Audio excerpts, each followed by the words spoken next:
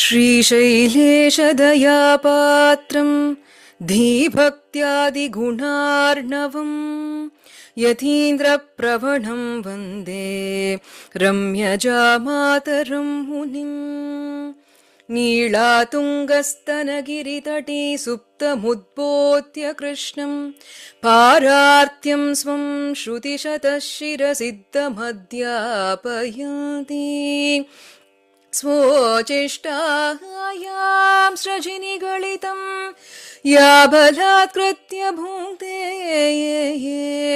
गोदा तस्यै नम इदमिदं भूय एवास्तु भूयः अन्नवयल पुदुவை ஆண்டாளரங்கற்கு பன்னு திருப்பாவை பல்பதியம் இன்னிசையால் பாடிக் கொடுத்தாள் நற்பாமாலை பூமாலை சூடிக் கொடுத்தாளைச் சொல்லு சூடிக் கொடுத்த சுடற்கொடியே தொல்பாவை பாடியருளவல்ல பல்வளையாய் நாடி நீ வேங்கடவர்க்கென்னை விதி என்னையும் மாற்றும் நாம் கடவா வண்ணமே நல்கு அல்லினாள் தாமரை மேல் ஆரணங்கினின் துணைவி மல்லிநாடாண்ட மடமயில் மெல்லியலாள் ஆயர்குலவேந்தன் ஆகத்தாள் தென்புதுவை வேயற்பயந்த விளக்கு தென்புதுவை வேயற்பயந்த விளக்கு கோலச்சுரி சங்கை மாயன் செவ்வாயின் குணம் வினவும் சீலத்தனள் தென் திருமல்லி நாடி செழுங்குழல் மேல் மாலை தொடை தென்னரங்கருக்கு ஈயும் மதிப்புடைய சோலை கிளி அவள் தூய நற்பாதம் துணை நமக்கே தூய நற்பாதம் துணை நமக்கே தூய நற்பாதம் துணை நமக்கே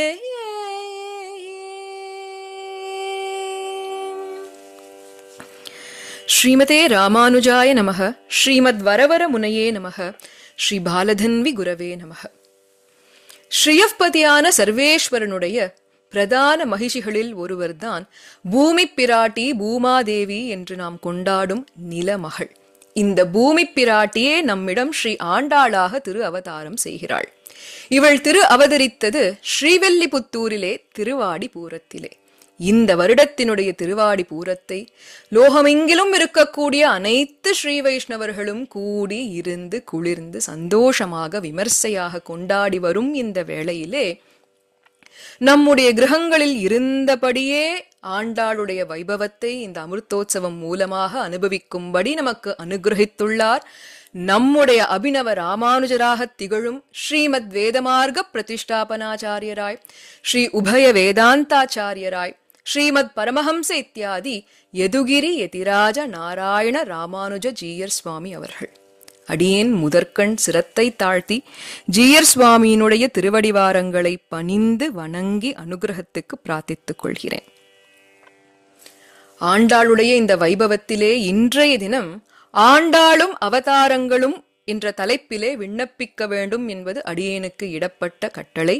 இதை சிரம் மேற்கொண்டு ஜீயர் சுவாமியினுடைய திருவடிவார பலத்தையே கொண்டு ஆண்டாள் நாச்சியாருடைய அனுகிரகத்தை பிரார்த்தித்துக் கொண்டு அடியேனுடைய ஆச்சாரியன் மற்றும் அனைத்து குருமார்களையும் பணிந்து வணங்கி அனுகிரகத்திற்கு பிரார்த்தித்துக் கொண்டு யதாமதி யதாசக்தி யதா அவகாசம் சுவாமி பெரியவாச்சான் பிள்ளை அவர்களுடைய வியாக்கியானங்களை அடிப்படையாக கொண்டு தேவகான முறைப்படி பாசுரங்களை இசைத்து விண்ணப்பிக்க விழைகிறேன். பிழைகளிருப்பின் அடியேனே பொறுப்பு, க்ஷமிக்க பிரார்த்தித்துக் கொள்கிறேன். ஆக இன்றைய அனுபவம் ஆண்டாளும் அவதாரங்களும், அதாவது ஆண்டாள் நாச்சியார் அவள் அருளிச் செய்த திருப்பாவை மற்றும் நாச்சியார் திருமொழியிலே எம்பெருமானுடைய பலவேறு திரு அவதாரங்களை எப்படி கொண்டாடியுள்ளாள் என்பதை நாம் அனுபவிக்க உள்ளோம். அதற்கு முன்பாக சில கேள்விகள். எம்பெருமான் எதற்காக அவதாரங்களை எடுக்கின்றான்? பூமி பிராட்டியும் ஆண்டாளாக ஏன் திரு அவதாரம் செய்தாள்? சரி, அவதாரம்னா என்ன? அவதாரம் என்னும் சொல் அவதரதீங்கிற வடமொழியிலிருந்து கிடைக்கிறது. அவதரதீனா கீழே இறங்கி வருதல். ஆக உயர்ந்த ஸ்தானத்தில் இருக்கக்கூடிய ஒருவர் தன்னை தாழவிட்டு கொண்டு கீழே இருப்பவர்களுடன் வந்து கலந்து பரிமாறுகிறார்களே, இதைத்தான் நாம் திரு அவதாரங்கள் என்று சொல்கிறோம். அப்படின்னா எம்பெருமான் எந்த ஸ்தானத்திலிருந்து கீழே இறங்கி வருகிறான்? எதற்காக வருகிறான்? ரொம்ப அற்புதமாக சுவாமி பிள்ளை லோகாச்சாரியார் ஸ்ரீவச்சன பூஷணம் அப்படிங்கிற திவ்ய கிரந்தத்துல ஒரு சூத்திரமாவே ஏன் அவன் வராங்கிறத காண்பிச்சுட்டார். திரிபாத் விபூதியிலே பரிபூர்ணானுபவம் நடவா நிற்க அது உண்டது ஒரு காட்டாதே சாந்திர கதனான புத்திரன் பக்கலிலே பித்ரு ஹிருதயம் கீடகூமா போலே. திரிபாத் விபூதி, அதுதான் நித்திய விபூதி. அனைவருக்கும் தெரிந்தது எம்பெருமானுக்கு இரண்டு விபூதிகள். ஒன்று அந்த நித்திய விபூதின்னு சொல்லப்படக்கூடிய பரமபதம் வைகுண்டநாதனாக எம்பெருமான் எழுந்தள்ளி இருக்கார். மற்றொன்று இந்த லீலா விபூதி, சம்சாரிகள் அனைவரும் இருக்கக்கூடிய இடம். இப்போ எம்பெருமானுக்கு நித்திய விபூதியில் எப்பேற்பட்ட அனுபவம்னு கேட்டா, அங்க இருக்கக்கூடிய நித்திய சூரிகளும் முக்தாத்மாக்களும் எம்பெருமானுக்கு அனவரதமும் கைங்கரியங்களை செய்து கொண்டே இருக்க அதை புஜித்து ஆனந்திப்பவனாக எம்பெருமான் இருக்கின்றார். புஜிக்கிறதுனா உண்ணறர். அப்போ ஒருத்தர் நன்னா சாப்பிட்டா அவருடைய தேகத்துல அந்த புஷ்டி தெரியணும் இல்லையா? எம்பெருமான் இவ்வளவு கைங்கரியங்களை நித்திய விபூதியில் உண்ட பொழுதும் அவனுடைய திருமேனி சற்று வாட்டமாகவே இருந்ததாம். சந்துஷ்டி தெரியல, வருத்தமாகவே காணப்பட்டான். என்ன காரணம்னா, அங்க இருக்கக்கூடிய அந்த குழந்தைகளான நித்தியசூரிகள் மற்றும் முக்தாத்மாக்களை காட்டிலும் இந்த சம்சாரத்திலே உழண்டு கொண்டிருக்கிறார்களே பத்தாத்மாக்கள், இவர்களை நினைத்து கவலை. இந்த குழந்தைகளை எப்படி மீட்டெடுக்கிறது, நம்மிடையே எப்படி அழைத்து கொண்டு வருவது என்று வருந்துகிறான் எம்பெருமான். லௌகீகமா ஒரு உதாரணம். ஒரு தகப்பனார் இருக்கார், ரொம்ப செல்வந்தர். அவருக்கு இரண்டு பிள்ளைகள். ஒரு பிள்ளை தகப்பனார் கூடயே இருந்துண்டு அவருடைய விஷயங்கள் எல்லாம் கவனிச்சுண்டு தகப்பனாருக்கு சிற்றுஷி எல்லாம் பண்ணிட்டு இருக்கு. மற்றொரு பிள்ளையோ அவரிடத்தே கோவிச்சுண்டு எங்கேயோ ஒரு வெளி தேசத்துல போய் சம்பாதிக்கிறேன்னு கிளம்பி போயிடுது. இப்போ இந்த தகப்பனார் எந்த குழந்தையை நினைத்து வருந்துவார்? கண்வட்டத்திலேயே இருக்கக்கூடிய குழந்தைய பார்த்தா சந்தோஷம்தான். ஆனா எங்கேயோ ஒரு தூர தேசத்துல இருக்கே, அந்த குழந்தை சாட்டுதோ தூங்கித்தோ வேலை வேலைன்னு நோவுபட்டு இருக்கோ, என்னுடைய செல்வமெல்லாம் இப்படி இருக்கு, இதை வந்து அனுபவிக்காமல் எங்கேயோ இப்படி ஏன் கஷ்டப்படணும்னு அந்த குழந்தையை நினைத்தே வருத்தப்படுவார் இல்லையா? அத போலத்தான் ஜெகத் பிதாவான எம்பெருமான், நிருபாதிக பிதாவாக இருக்கக்கூடிய எம்பெருமான் அவனுடைய செல்வமான வைகுண்டத்தையே நமக்கு கொடுக்க இருக்க, அது வேண்டான்னு விமுக்கர்களாக இப்படி சம்சாரிகளாக இருக்கின்றோமே, நம்மை நினைத்து வருந்தி நமக்கு வழிகாட்ட வேண்டும் என்பதற்காக எம்பெருமானே நித்திய விபூதியில் இருந்து இறங்கி வருகின்றான். இதைத்தான் நாம் திரு அவதாரங்கள் என்று சொல்கிறோம். பொதுவாக எம்பெருமான் 5 நிலைகள் இருப்பார்: பர, வியூக, விபவ, அந்தர்யாமி மற்றும் அர்ச்சை. இதுல பரங்கிறது தான் உயர்ந்த நிலையான வைகுண்டநாதன். அடுத்தது அந்தர்யாமினா எல்லா ஜீவாத்மாக்கள், நித்தியர் முக்தர் பத்தாத்மாக்கள் என்று எல்லா ஜீவாத்மாக்குள்ளேயும் அந்தர்யாமியாக இருக்கிறதுனால இந்த பர மற்றும் அந்தர்யாமி ஒரு பக்கம் வச்சுட்டா, இதை தவிர இருக்கக்கூடிய 3 நிலைகளைத்தான் நாம் திரு அவதாரங்கள் என்று கொண்டாடுகிறோம். வியூகம் அப்படிங்கிறது தான் எம்பெருமான் பார்க்கடலிலே ஸ்ரீராப்திநாதனாக எழுந்தருளி இருக்கக்கூடிய நிலை. இதுதான் முதல்ல அவர் இறங்கி வரக்கூடிய இடம். வியூகத்திலிருந்தே லீலா விபூதி தொடக்கம். அதற்கு பின்பாக ராமகிருஷ்ணாதி அவதாரங்களை எடுத்துக்கொண்டு நம்மிடையே இந்த பூமிக்கு வரானே, நடக்கிறானே இந்த இடத்துல, இதைத்தான் நாம் விபவாதாரங்கள் என்று கொண்டாடுகிறோம். இதற்கு மேலாக பார்த்த விடமெங்கும் திருக்கோவில்கள் என்ன, கிரகங்கள் என்ன, திவ்ய தேசங்கள் என்ன என்று இப்படி அர்ச்சாமூர்த்தியாக எழுந்தருளி இருக்கின்றானே, இதுதான் 3வது நிலையான அர்ச்சாவதாரம். இன்றைய தினம் பிரதானமாக இந்த விபவாவதாரங்களை ஆண்டாள் எப்படி அனுபவித்தாள்னு பார்க்க போறோம். அதற்கு முன்பாக பூமி பிராட்டி அவள் ஏன் அவதரிக்க வேண்டும்? இப்போ எம்பெருமானுடைய இந்த விபவ அவதாரங்களை எல்லாம் எடுத்து கொஞ்சம் யோசிச்சு பார்த்தோம்னா, நமக்கு தெரிந்த கடைசியாக வந்த பரிபூர்ண திரு அவதாரம் எதுன்னு பார்த்தா ஸ்ரீ கிருஷ்ணாவதாரம். அது நிகழ்ந்தது எப்பொழுது? துவாபர யுகத்திலே. இனிமேதான் கல்கி பகவானாக கலியுகத்தின் கடைசியில் அவதரிக்க போறார். அப்போ இந்த இடைப்பட்ட காலத்திலே கலியுகத்தில் இருக்கக்கூடியவர்களை வழி நடத்தினோம்னா அதுக்கு எப்பேற்பட்டவர் வேணும்? எம்பெருமான் திரு அவதாரம் செய்து பல உயர்ந்த விஷயங்கள், ஹிதத்தை, வேதம், வேதாந்தம், இதிகாச புராணங்கள், கீதாச்சாரியனாகவே அவன் இருந்து காட்டிக் கொடுத்த பொழுதிலும் கலியுகம் படுத்தக்கூடிய பாடு, கவனச்சிதறல்கள் ஜாஸ்தி, மந்த புத்தி, அதற்கு மேலாக கர்ண கலேபரங்கள் போட்டு இழுக்கக்கூடிய இழுப்புக்கெல்லாம் போகக்கூடியதான ஒரு ஸ்திதி இந்த கலியுகத்துல. அப்போ இந்த கலியுகத்தில் தான் வழிகாட்டுதலுக்கான தேவையும் ஜாஸ்தி. ஆனால் வழிகாட்டக்கூடியவர் எம்பெருமான் இவ்வளவு காலங்களாக சொல்லித் தந்த விஷயங்கள் அனைத்தையும் ரத்ன சுருக்கமாகவும் சுலபமாகவும் எளிமையாகவும் நமக்கு சொல்லி தந்தா மட்டும் போராது, சொன்னபடி வாழ்ந்தும் காட்டியவராக இருந்தால்தான் நம்மால் பின்பற்ற முடியும் இல்லையா? அப்போ இவ்வளவையும் செய்யக்கூடியது தாயுள்ளம் படைத்த பிராட்டிய காட்டிலும் வேற யாரால செய்ய முடியும்? அப்படி இந்த தாய் இறங்காவிடில் செய்தான் வாழ்ந்து விடுமோ என்று நமக்காக இந்த பூமி பிராட்டி ஆண்டாளாக அவதரித்தாள். இதையே மணவாள மாமுனிகள் உபதேச ரத்னமாலையிலே இன்றோ திருவாடி பூரம் எமக்காகவன்றோ இங்கு ஆண்டாள் அவதரித்தாள், இன்றோ திருவாடி பூரம் எமக்காகவன்றோ இங்கு ஆண்டாள் அவதரித்தாள், குன்றாத வாழ்வான வைகுந்தவான் மோகம் தனையிகழ்ந்தாழ்வார் திருமகளாராய், ஆழ்வார் திருமகளாராய். எமக்காக வன்றோனா நமக்காகத்தான் ஆண்டாளாக வந்தாள். அப்படி வந்தவள் அயோனிஜையாக பிறந்தாள். எதை விட்டுட்டு வந்திருக்கா? குன்றாத வாழ்வான வைகுந்த வான்போகம் தன்னை இழந்து குழந்தைகளான நம்ம ரட்சிக்க வேண்டும்ங்கிறதுக்காக வந்தாளே. அப்படி வந்தவள் யாருடைய பெண் பிள்ளையாக வளர்கிறாள்னு கேட்டா, ஆழ்வார்களுக்குள்ளேயே பெரியவர் என்று கருதப்படக்கூடிய பெரியாழ்வார்னுடைய பெண் பிள்ளையாக. பெரியாழ்வாருடைய வைபவத்தை இப்படி அப்படி சொல்லி முடிச்சுட முடியுமோ? உண்டோ? பெரியாழ்வாருக்கு ஒப்புன்னு தானே அவரை கொண்டாடுறோம். வேதியர் குலத்தில் பாகவதோத்தமராக திகழ்ந்தவர் பெரியாழ்வார். மாலா கைங்கரியம் வடபத்திர சாய்க்கு செஞ்சுட்டே இருக்கார். அப்பொழுது எம்பெருமானுடைய திருவுள்ளம் இவரை வைத்து பரத்வ நிர்ணயம் செய்ய வேண்டும் என்று அன்றைய பாண்டிய சபைக்கு அனுப்புறார்.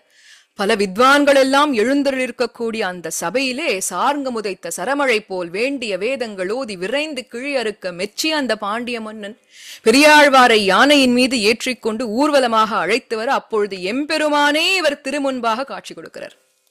அதை பார்த்த மாத்திரத்திலே என்ன தோணுறது? முதல் நினைப்பு பெரியாழ்வாருக்கு என்னன்னா, எம்பெருமானுடைய இந்த சௌகுமாரியத்துக்கு தீங்கு விளைவித்து விடுமோ, நேர்ந்து விடுமோன்னு வருத்தப்படுறார். எம்பெருமானுக்கு கண்ணச்சில் படக்கூடாதே என்று பொங்கும் பரிவாலே போற்றி போற்றி பல்லாண்டு பல்லாண்டுன்னு திருப்பல்லாண்டு பாடியவர் எம்பெருமானுக்கே, சர்வலோக ரக்ஷகனுக்கே இவர் பல்லாண்டு பாடியதனால் தானே இன்றளவும் பொங்கும் பரிவாலே வில்லிபுத்தூர் பட்டர்பிரான் பெற்றான் பெரியாழ்வார் என்னும் பெயர்னு கொண்டாடின்னு இருக்கோம். அப்போ அப்பேற்பட்ட அந்த பெரியாழ்வாருக்கு எம்பெருமான் தன்னுடைய ஞான திசையிலே அவனுடைய மொத்த ஸ்ரீ கிருஷ்ணாவதாரத்தையும் காட்ட கண்டார். ரிஷிகளுக்கு கூட காட்டாத காட்சிகளை பெரியாழ்வாருக்கு காட்ட, அந்த கிருஷ்ணானுபவத்திலேயே லயித்து போன பெரியாழ்வாருக்கு அலாதி பிரேமம், அலாதி அன்பு கிருஷ்ண பகவானிடத்திலே. இவர் மட்டும்தான் தேவகி, யசோதை மற்றும் கோபிமார்கள் என்று இந்த 3 பாவத்திலேயுமே கிருஷ்ணானுபவம் செய்தார்.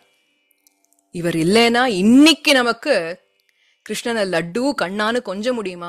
இந்த பிள்ளை தமிழை கொடுத்ததே இந்த பெரியாழ்வார் தானே. அப்போ நமக்கே இவ்வளவு விஷயங்களை ஊட்டினார் என்றால், அவருடைய குழந்தை பெண் பிள்ளையான ஆண்டாளுக்கு கிருஷ்ணானுபவத்தையே ஊட்டி ஊட்டி ஊட்டி ஊட்டி ஊட்டி வளர்க்க வளர்க்க வளர்க்க அந்த பெண்ணுக்கும் கிருஷ்ணனிடத்திலே அதீத பிரேமம், மணந்தால் இனி கண்ணனையே கணவனாக வரிப்பேன் என்கின்ற அளவுக்கு உறுதி கொண்டாள். எந்த வயசுல? 5 வயசுல. இதுல என்ன பெருமை பூர்வாச்சாரியர்கள் காட்டக்கூடியது. ஆண்டாள் பெரியாழ்வாருக்கு மட்டும் பெண் பிள்ளை அல்லையாம்.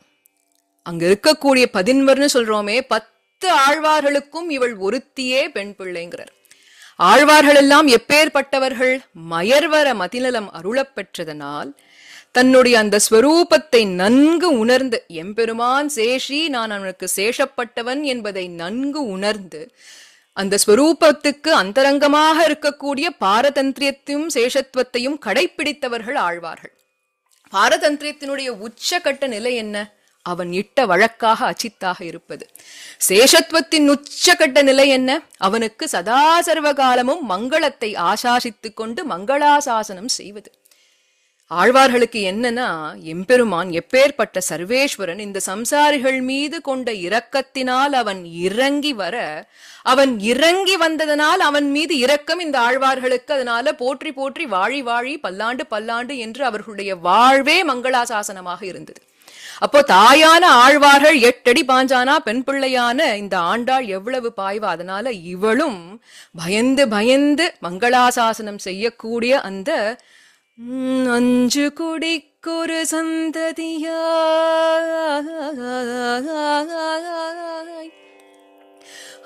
ஆழ்வார்கள் தம் செயலை விருஞ்சி நிற்கும் தன்மையளாய்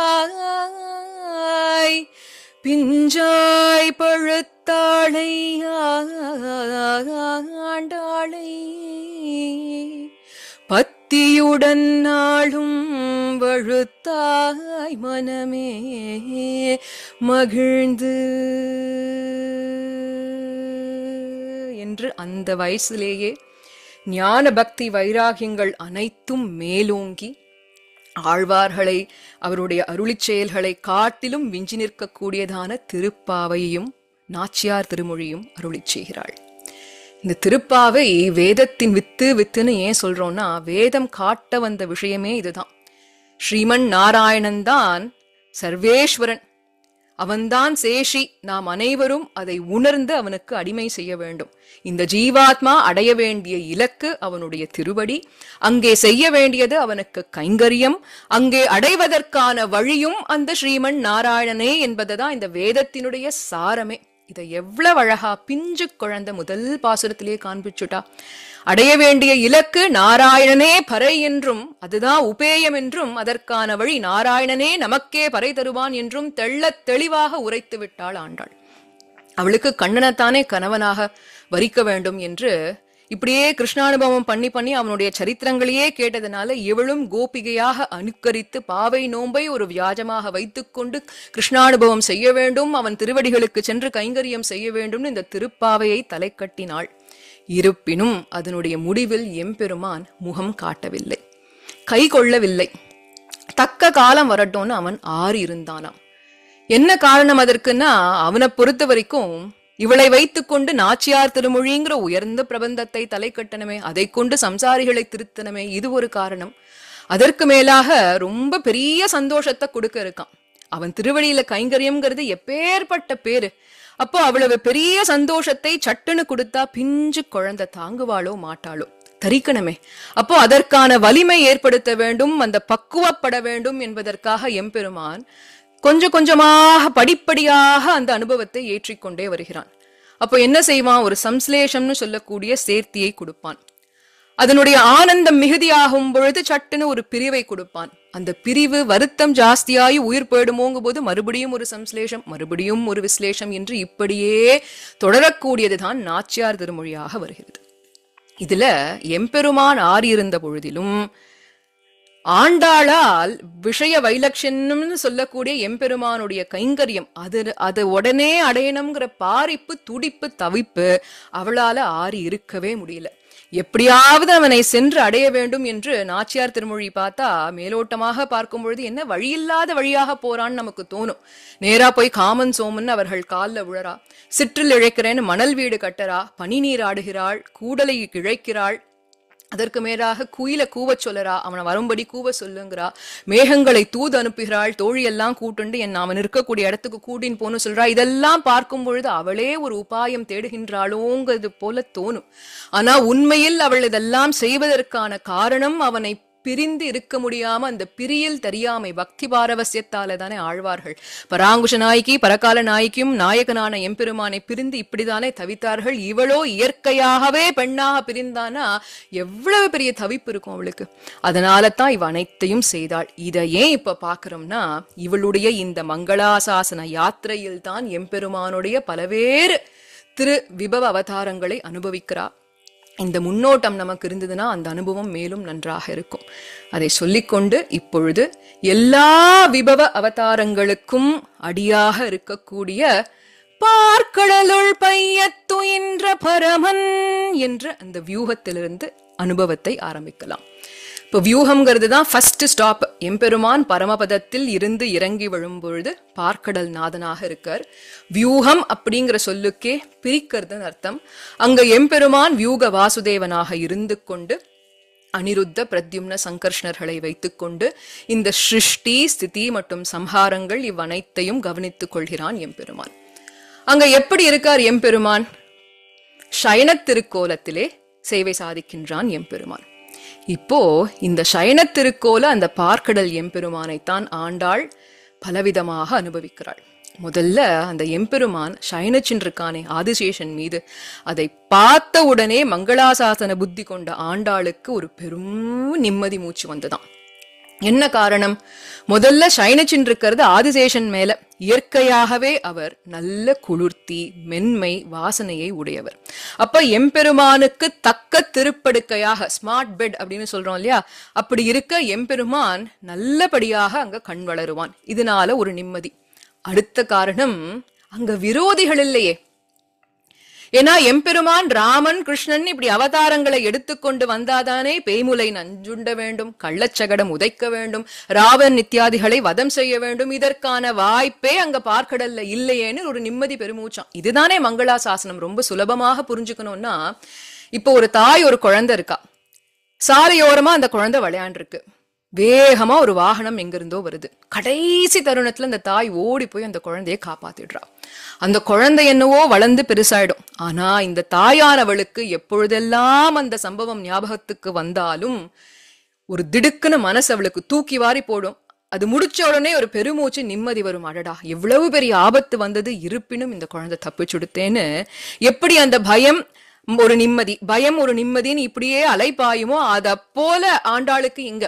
அதனால தானே எப்பயோ கிருதயுகம் திரேதாயுகம் துவாபரயுகத்தில் எம்பெருமான் செய்த சேஷ்டிதங்கள் அனைத்துக்கும் இன்று கலியுகத்தில் பிறந்த ஆண்டாள் அன்று இவ்வுலகம் அளந்தாய் அடி போற்றி, சென்றங்கு தென்னிலங்கை செற்றாய் திரள் போற்றி, பொன்னர் சகடம் உதைத்தாய் புகழ் போற்றி, கன்று குணிலாய் எரிந்தாய் கழல் போற்றி, குன்று குடையாய் எடுத்தாய் குணம் போற்றின்னு இப்படி மங்களாசாசனம் பண்ணிட்டே போவோம்.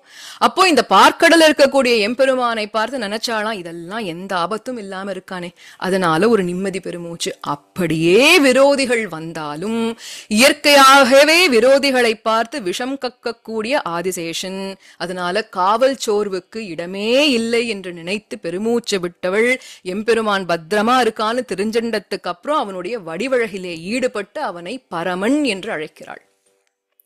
எப்படி அங்க ஷீராப்தினா வெள்ள வெள்ளேர்னு இருக்கு, அதுக்கு மேல ஆதிசேஷன் அவரும் வெள்ள வெள்ளேர்னு மிளிர்றார், ஜொலிக்கிறார். அதுக்கு மேல எம்பெருமான் கருநீல மாணிக்கமாக சயனித்துக் கொண்டிருக்க அவனுடைய திருமேனி அந்த திருமார்புல மின்னலை போல தேஜஸோட பிராட்டி இருக்கு. இந்த கான்ட்ராஸ்ட் இதை பார்த்தா என்ன அழகா இருக்கும். அதனால இவனுக்கு ஒப்பு இந்த லோகத்துல யாராவது உண்டோ என்று நினைத்து அவனை பரமன் என்று அழைத்தாள். பரமன்கிறது வடிவழகு மட்டும் இல்லையா, அவனுடைய குணமும் அவனை பரமன் என்று காட்டுகிறது. எம்பெருமான் அங்க சயனிச்சுண்டு என்ன பண்ணிட்டு இருக்கான்னா, லோக ரக்ஷணத்தையே படுகாடாக கொண்டு கிடக்கின்றான் எம்பெருமான். நிஜமாவே தூங்கி போயிட்டானா? தூங்கல. ரொம்ப அழகா சொல்வதுண்டு, கள்ள நித்திரை கொள்ளும் புருஷோத்தமனாக எழுந்தொழியிருக்கான். யோக நித்திரை தான் செஞ்சுட்டு இருக்கான். அந்த யோக நித்திரையில் முழுக்க முழுக்க சிந்தனம் எல்லாம் இந்த சேத்தனர்களை பற்றியே, இவர்களை எப்படி ரட்சிப்பது, நம்மிடையே எப்படி அழைத்து கொண்டு வருவதுன்னு இப்படியே இருக்கிறதுனால்தான் பையத்துயின்ற பரமனாக அவன் இருக்கான். அதுவும் பிராட்டிமார்கள் பக்கத்துல இருந்த பொழுதும் அவர்களை பொருட்படுத்தாமல் இந்த ஜீவாத்மாக்களை எப்படி ரட்சிப்பதுன்னு யோசிக்கிறதுனால்தான் அமர்ந்த வித்தன் என்று கொண்டாடுகிறார்கள். வித்தன் அப்படின்னா வித்து இடக்கூடியவன். எதற்கு வித்திடுகிறான்? ஜெகத் ரக்ஷணத்துக்கு வித்திடுகிறான். அதற்கு மேலாக இந்த பார்க்கடலுக்கு தான் கூப்பீடு கேட்குமிடம்னு பேரு. தேவர்கள், ரிஷிகள், முனிகள் என்று இவர்கள் அனைவரும் சென்று இந்த கிரீவன்ஸ் செல்னு சொல்லுவோம் இல்லையா, தங்களுடைய கஷ்டங்கள் அனைத்தையும் எம்பெருமானிடை முறையிட, அவை அனைத்தையும் கேட்டு தக்க ஆலோசனை வழங்கி தீர்வையும் வழங்கக்கூடிய இடம் இந்த பார்க்கடல். அதனால தக்க தீர்வுனா என்ன பண்ணுவான்? நான் ராமனா ராவணன் அழிக்கிறேன்னுவான், கிருஷ்ணனா கம்சனை அழிக்கிறேன்னு சொல்லுவான் இல்லையா. அப்போ மற்ற அவதாரங்களுக்கு வித்தாக இருக்கக்கூடிய இடமும் இந்த திருப்பார்கடல் என்பதனால் இவனை வித்தன் என்று அழைத்து, ரொம்ப அழகா இதைத்தான் 4000 படியில வித்தை விரைக்கைக்கு நீரிலே சேர்த்தா போலே இருக்கை என்று கொண்டாடுகிறார்கள். இப்பேற்பட்ட அந்த பார்க்கடல் நாதனை பார்த்து ஆண்டாள் கேட்டாலாம், ஏன்பா நீ மட்டும் அங்க சைனத்துல இருந்துண்டு உன்னுடைய சிற்றிலான இந்த லீலா விபூதியை எப்படி ரட்சிக்கணும்னு யோசிச்சுட்டே இருக்கே, எங்க சிற்றில மட்டும் ஏன் அழிக்கிற அப்படின்னு கேட்டாலாம். இப்படி அழகாக அவளுடைய அந்த பார்க்கடல் அனுபவம் ரொம்ப பிரசித்தமான பாசுரத்திலே அதை அனுபவிப்போம். வையத்து வாழ்வீர்கள் நாமும் நம் பாவைக்கு, வையத்து வாழ்வீர்கள் நாமும் நம் பாவைக்கு, செய்யும் கிரீசைகள் கேளீரோ பார்க்கடலுள், செய்யும் கிரீசைகள் கேளீரோ பார்க்கடலுள், பைய தூய பரமநடி பாடி நெய்யோம் பாலுண்ணோம் நாட்காலே நீராடி, நெய்யோம் பாலுண்ணோம் நாட்காலே நீராடி, மையேட்டெழுதோம் மலரீட்டு யாமூடியோம், மையேட்டெழுதோம் மலரீட்டு யாமூடியோம், செய்யாதன செய்யோம் தீக்குறளை சென்றோதோம், ஐயமும் பேச்சையும் ஆந்தனையும் கை காட்டி உய்யோமாறெண்ணி உகந்தேலோ எம் பாவாய், உய்யோமாறெண்ணி உகந்தேலோ எம் பாவாய்.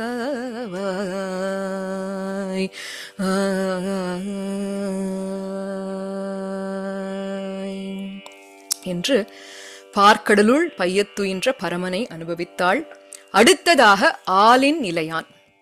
பொதுவாக ஆலின் நிலையானாக இருக்கக்கூடியவன் கண்ணன் அப்படின்னே சொல்லிடுறோம், தப்பில்ல. இருந்தாலும் இவர்கள் 2 பேரும் வேற திரு அவதாரங்கள்.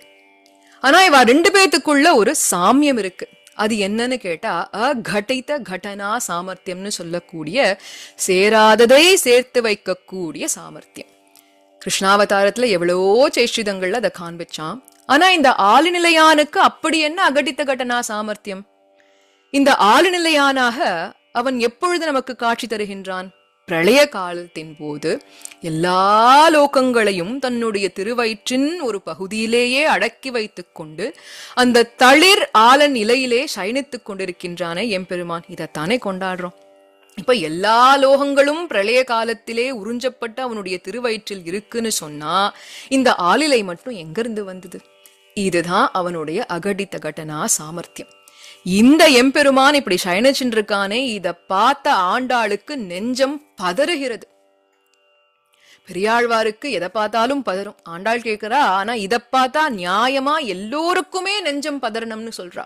ஏன்னா பிஞ்சு குழந்தை பால் ஆளிலையில் சயனிச்சுருக்கு, இந்த பக்கம் அந்த பக்கம் விழுந்துருத்துனா பக்கத்துல ரட்சணம் செய்வதற்கு தாயின்னு யாருமே இல்லையே. யசோத இருக்காள் அங்க இல்லையே, பல்லாண்டு பாடுவதற்கு யாருமே கிடையாது. இப்படி இருக்கும் பொழுது இவன் சும்மா படுத்துட்டு இருக்கானா இல்லையா?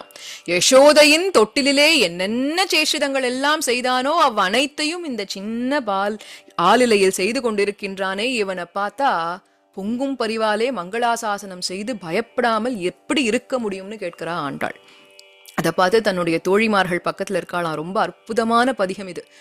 கண்ணன் என்னும் கருந்தெய்வம்ங்கிற பதிகம், காதல் நோய் தணிப்பதற்கு பாடக்கூடிய அந்த பதிகம். அதுல தன்னுடைய தோழிகள் கிட்ட கேட்கிறாளாம், ஏமா நானே இப்படி அந்த அகடித கடனா சாமர்த்தியம் உடைய அந்த ஆளுநிலையானுக்கு என்ன ஆயிடுமோன்னு பயந்துட்டே இருக்கும் பொழுது நீங்கள்லாம் எனக்கு ஆறுதலா 4 வார்த்தை சொல்லாத, வெந்த புண்ல வேலை பாய்ச்சுவது போல ஏதேதோ பேசிட்டு இருக்கீங்களே, இதெல்லாம் நியாயமானு கேட்கிறா. ஒரு வார்த்தை சொல்லக்கூடாதா? அந்த குழந்தைக்கு ஒன்னும் ஆகாதுன்னு ஒரு வார்த்தை சொல்லக்கூடாதா? அவன் சர்வ லோக ரக்ஷகன், அப்படி இருக்க அவனுக்கு தன்னை தானே ரட்சிக்க தெரியுங்கிற ஒரு வார்த்தை சொல்லக்கூடாதா என்று இப்படியாக பதறுகிறாள் ஆண்டாள். அந்த எம்பெருமான் தான் குடமாடினான், அவன்தான் திருக்குடந்தையிலேயும் கண் வளர்ந்து கொண்டிருக்கின்றான்னு சொல்லி அவனுடைய திருத்துழாய் எடுத்துன்னு வந்து எனக்கு கொடுத்து எனக்கு ஆறுதல் சொல்லக்கூடாதா என்று இப்படி அற்புதமாக இவள் வினவக்கூடிய பாசுரம். அந்த சாமர்த்தியம் எப்படி பாருங்கோ. கதன் வயம் சிசுஷேதே லோகே நாசமுபாகதே சாகாயா வடவ்ருக்ஷஸ்ய பல்லவே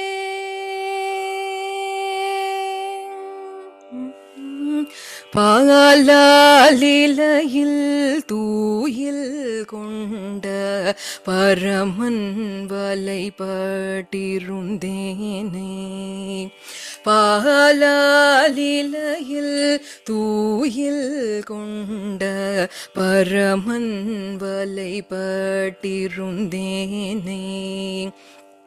வேலால் துன்னம் பெய்தார் போல் வேண்டேற்றெல்லாம் பேசாதே. வேலால் துன்னம் பெய்தார் போல் வேண்டேற்றெல்லாம் பேசாதே. கோலால் நீரை வேதாயனாய் குடந்தை கிடந்த குடமாடி. கோலால் நீரை மேதாயனாய் குடந்தை கிடந்த குடமாடி. நீலார் தண்ணம் தூழாய் கொண்டன் நெறிமென் குழல் மேல் சூட்டீரே. நீலார் தண்ணம் தூழாய் கொண்டன் நெறிமென் குழல் மேல் சூட்டீரே. பாலாலிலையில் தூயில் கொண்ட பரமன் வலைப்பட்டிருந்தேனே.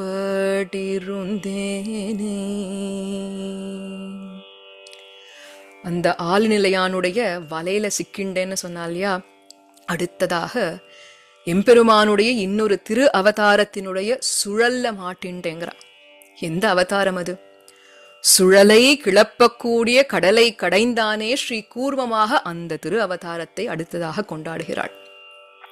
ஸ்ரீ கூர்மமாக எப்பொழுது எம்பெருமான் அவதரித்தான்னு கேட்டா, தேவர்களுக்காக அமிர்தத்தை பெற்றுத்தர வேண்டும் என்பதற்காக பார்க்கடலை கடைவதற்காக எம்பெருமான் ஸ்ரீ கூர்மமாக அவதாரம் எடுத்து அவன் மீது அந்த பெரிய மேருமலையை தாங்கி பிடிக்க, அதற்கு மேலேயும் ஒரு உருவத்தை எடுத்துக்கொண்டு அதை அமுக்கி பிடித்தானாம் எம்பெருமான். வாசுகியை வடமாக பிடித்து தேவர்கள் அசுரர்கள் என்று இருவரும் ஒரு பக்கம் போட்டு போட்டு இழுக்க, அயர்ந்து போன அவர்களுக்குள்ளாவும் எம்பெருமான் ஆவேசித்து கடைந்து அந்த அமிர்தத்தை எடுத்துக் கொடுக்கின்றான். இந்த கடைந்த சாமர்த்தியத்தையும் நேர்த்தியையும் ஆண்டாள் ரொம்ப பிரசித்தமான சாற்றுமுறை பாசுரம் இல்லையா, வங்கக் கடல் கடைந்த மாதவனே கேசவனேங்கிறதுல கொண்டாடுறா. வங்கம்னா கப்பல்கள்னு அர்த்தமா. இவன் எவ்வளவு நேர்த்தியா கடைஞ்சான்னா பார்க்கடல்ல இருக்கக்கூடிய கப்பல்களுக்கு எந்த தீங்கும் வரலையாம். பார்க்கடல்ல எங்க கப்பல்? ஸ்வேத தீபவாசிகளுடைய உகப்புக்காக கப்பல்கள் எல்லாம் இருந்துதான். அந்த கப்பலுக்கெல்லாம் எந்த தீங்கும் வராத வண்ணமாக எம்பெருமான் கடைந்தான். அது மட்டுமல்ல, அந்த கடைந்த அழுத்தத்தினால் கடலுக்கு அடியில இருந்த சங்கங்கள் எல்லாம் தானே கிளம்பி மேலே ஏறி வந்துதான். அதுதான் சங்கமா கடல் கடைந்தான் என்று கொண்டாடுகிறாள். இப்போ அந்த பார்க்கடலுக்கு இவள் ஒரு விண்ணப்பத்தை செய்கிறாள். இது எந்த பதிகத்துல வருதுன்னு கேட்டா, கார்கோடால் பூக்கள்னு அவள் கதறக்கூடிய பதிகம். பிரிவாற்றாமை தாங்க முடியாமல் வருந்தி வருந்தி கதறக்கூடிய பதிகத்துல இந்த கடலை அழைக்கிறாள். ஒரு தடவை கேட்டா கூட்டா அதுக்கு காதுல விழுமோ விழாதோ ஆரவாரத்துலன்னு சொல்லி கடலே கடலேன்னு 2 தடவை கூட்டு சொன்னாலாம். அன்றைய தினம் ஸ்ரீ கூர்மனாக நீதான் அவனுடைய திருப்படுக்கைங்கிறத கூட பாராமல் உன்னை கலக்கி உன்னை கடைந்து உன்னுடைய சாரமான அந்த அமிர்தத்தை எடுத்தான் இல்லையா, அதே போலத்தான் என்னையும் கலக்கி என்னையும் கடைந்து என்னுடைய சாரத்தை எடுத்துட்டு போயிட்டான், என் உயிரை எடுத்துட்டு போயிட்டான். இனி அவன் இல்லைன்னா தரிக்க முடியாதுங்கிற ஸ்திதியில இருக்கேனே. அப்போ என்னுடைய கஷ்டம் உனக்கும் புரியும். ஏன்னா 2 பேரும் அவனால் துன்புறுத்தப்பட்டவர்கள். அப்போ என்னுடைய காரியத்தை நீ செய்ய வேண்டும். உடனே உன்மேல் இருக்கக்கூடிய ஆதிசேஷனுக்கு ஒரு விண்ணப்பத்தை செய்து அதை எம்பெருமானுக்கு கூறும்படியாக சொல்லி, ஆண்டாள்னு ஒரு பெண் பிள்ளை தவிச்சுன்னு இருக்கா, போய் கை கொள்ள வேண்டும்னு இந்த செய்தியை சொல்லுன்னு இந்த கடலுக்கு விண்ணப்பிக்கிறாள் ஆண்டாள். இவ்வளவெல்லாம் அவன் படுத்தினான் இல்லையா, அப்ப மனசு மாறட்டமே ஆண்டாளுக்கு. நமக்கெல்லாம் லௌகீகத்துல பெருமாள்கிட்ட ஏதோ போய் கேட்டுன்னு நிக்கிறோம், தரலன்னா வேற பெருமாளை பார்க்கலாமா, இதுல தேவத்தைய பார்க்கலாமான்னு போறோமே. ஆண்டாள் சொல்றா ஆழ்வாராட்டம், கொடிய என் நெஞ்சம் என்னை எவ்வளவு கஷ்டப்படுத்தினாலும் பரவாயில்ல, கொடிய என் நெஞ்சம் அவனென்றே கிடக்கின்றதே. இதுதான் உண்மையான ஸ்வரூபம். காரணம் என்னன்னா அவன் ஆශ්‍රய பூதன். இப்போ இந்த தேவர்கள்லாம் யாரு? எம்பெருமான் வேணும்னு நின்னா, அவன் திருவடி வேணும்னு நின்னார்கள் இல்லையே. உப்புச்சாறு அப்படின்ட்டா பெரியவார்கள் எல்லாம். அமிர்தம்ங்கிறது வெறும் உப்புச்சாரா, அது வேணும்னு கேட்டார்கள். ஏன் உப்புச்சாருன்னு கேட்டா, இந்த அமிர்தத்தை பருகி என்ன போறது, வைகுண்டத்துக்கு அழைச்சிட்டு போறது நம்மள இல்லையே. அமிர்தத்தை பருகினா இன்னும் கொஞ்சம் ஆயுள் நீண்டிக்க போறது. அந்த ஆயுள்ல என்ன பண்ண போறோம்? மறுபடியும் விஷயாந்திரங்கள்ல ஈடுபட போறோம். இது ஆத்மத்துக்கு நாசத்தை விளைவிக்க கூடியதா இல்ல ஆத்மாவுக்கு உஜ்ஜீவனத்தை தரக்கூடியதான்னு கேட்டா ஆத்ம நாசனம் தானே இது. அப்ப ஆத்ம நாசனத்தை விளைவிப்பதனால் இது வெறும் உப்புச்சாருன்னுட்டார். அந்த உப்புச்சாறு கேட்டு வந்த அந்நிய பிரயோஜனர்களான தேவர்களுக்கே எம்பெருமான் வேர்க்க விறுவிறுக்க காரியம் செய்து கொடுத்தானா, அனன்ய பிரயோஜனையான எனக்கு செய்ய மாட்டாளான்னு கேட்கிறா ஆண்டாள். ஆனா இதுக்குள்ளதான் ஒரு ரகசியமே இருக்கு. மேலெழுந்த வாரியா பார்க்கும் பொழுது எம்பெருமான் தேவர்களுக்காக அமிர்தம் கடைஞ்சான்னு தெரியறது. உண்மையில் அவனும் கொஞ்சம் சுயநலவாதி தானா. ரொம்ப அழகா சுவாமி கூரத்தாழ்வான் இது அவருடைய அதிமானுஷ ஸ்தவத்திலையும் சுந்தரபாகு ஸ்தவத்திலையும் பார்க்க முடியும். அங்க காண்பிக்கிறார், கடலை கடைஞ்சா என்னெல்லாம் வருது? அஸ்வம், அப்சரசு, ரம்பை, மேனகை, சந்திரன், கல்பக விருட்சம், ஹாலாஹல விஷம், அதுக்கப்புறமா தான் சுதான்னு சொல்லக்கூடிய அமிர்தம். இதை தாண்டி யார் வரான்னு கேட்டா, லக்ஷ்மியாத்மனா பரிணதோ ஜலதிர் பபுவ என்று பிராட்டி கிட்டினாள். இந்த பிராட்டியை பெருகைக்காகவே கோர மாதவம் செய்தான். எதற்காக? மாதவன் ஆக வேண்டும் என்பதற்காக. அப்போ அந்த ஆத்மாவை பெருகைக்காக, இது பிராட்டி மட்டும் அல்ல, நம்மை போன்ற ஜீவாத்மாக்களையும் பெருகைக்காக அவன்தான் மாதவம் செய்து கொண்டிருக்கின்றான். ஏன்னா சேத்தன லாபம் ஈஸ்வரனுக்கே என்று பிராட்டியை பெருகைக்காக இதை செய்தான். விண்ணவர் அமுதில் வரும் பெண்ணமுதுண்ட எம்பெருமானே என்று கொண்டாடுகிறார்கள். அதேதான் ஆண்டாளும் இந்த இடத்துல அப்பேற்பட்ட அந்த மாதவன் இத கடையணும்னா எவ்வளவு தோள் பலம் இருக்கணும். அந்த தோள் பலம் பொருந்திய சுந்தர பாகுவாக அவன் நமக்கு எங்க காட்சி கொடுக்கிறான்னா திருமாலிருஞ்சோலையில. இந்த கூர்ம எம்பெருமான் தான் திருமாலிருஞ்சோலையில் இருக்கின்றான். அவனுடைய வலையிலே நான் மாட்டிக்கொண்டேன் என்று அற்புதமாக அருளி செய்கிறாள் அடுத்த பாசுரத்தை. சிந்துர செம்பொடி போல் திருமாலிருஞ்சோலை எங்கும், சிந்துர செம்பொடி போல் திருமாலிருஞ்சோலை எங்கும், இந்திர கோபங்களே எழுந்தும் பரந்திட்ட நவால் சிந்துர செம்பொடி போல் திருமாலிருஞ்சோலை எங்கும் இந்திர கோபங்களே எழுந்தும் பரந்திட்ட நவால் மந்தரம் நாட்டியன்று மதுர கொழுஞ்சாறு கொண்ட மந்தரம் நாட்டியன்று மதுர கொழுஞ்சாறு கொண்ட சுந்தர தோளுடையான் சுழலையினின்றுய்ந்து கோலோ மந்தரம் நாட்டியன்று மதுர கொழுஞ்சாறு கொண்ட சுந்தர தோளுடையான் சுழலையினின்றுய்ந்து கோலோ. ஓ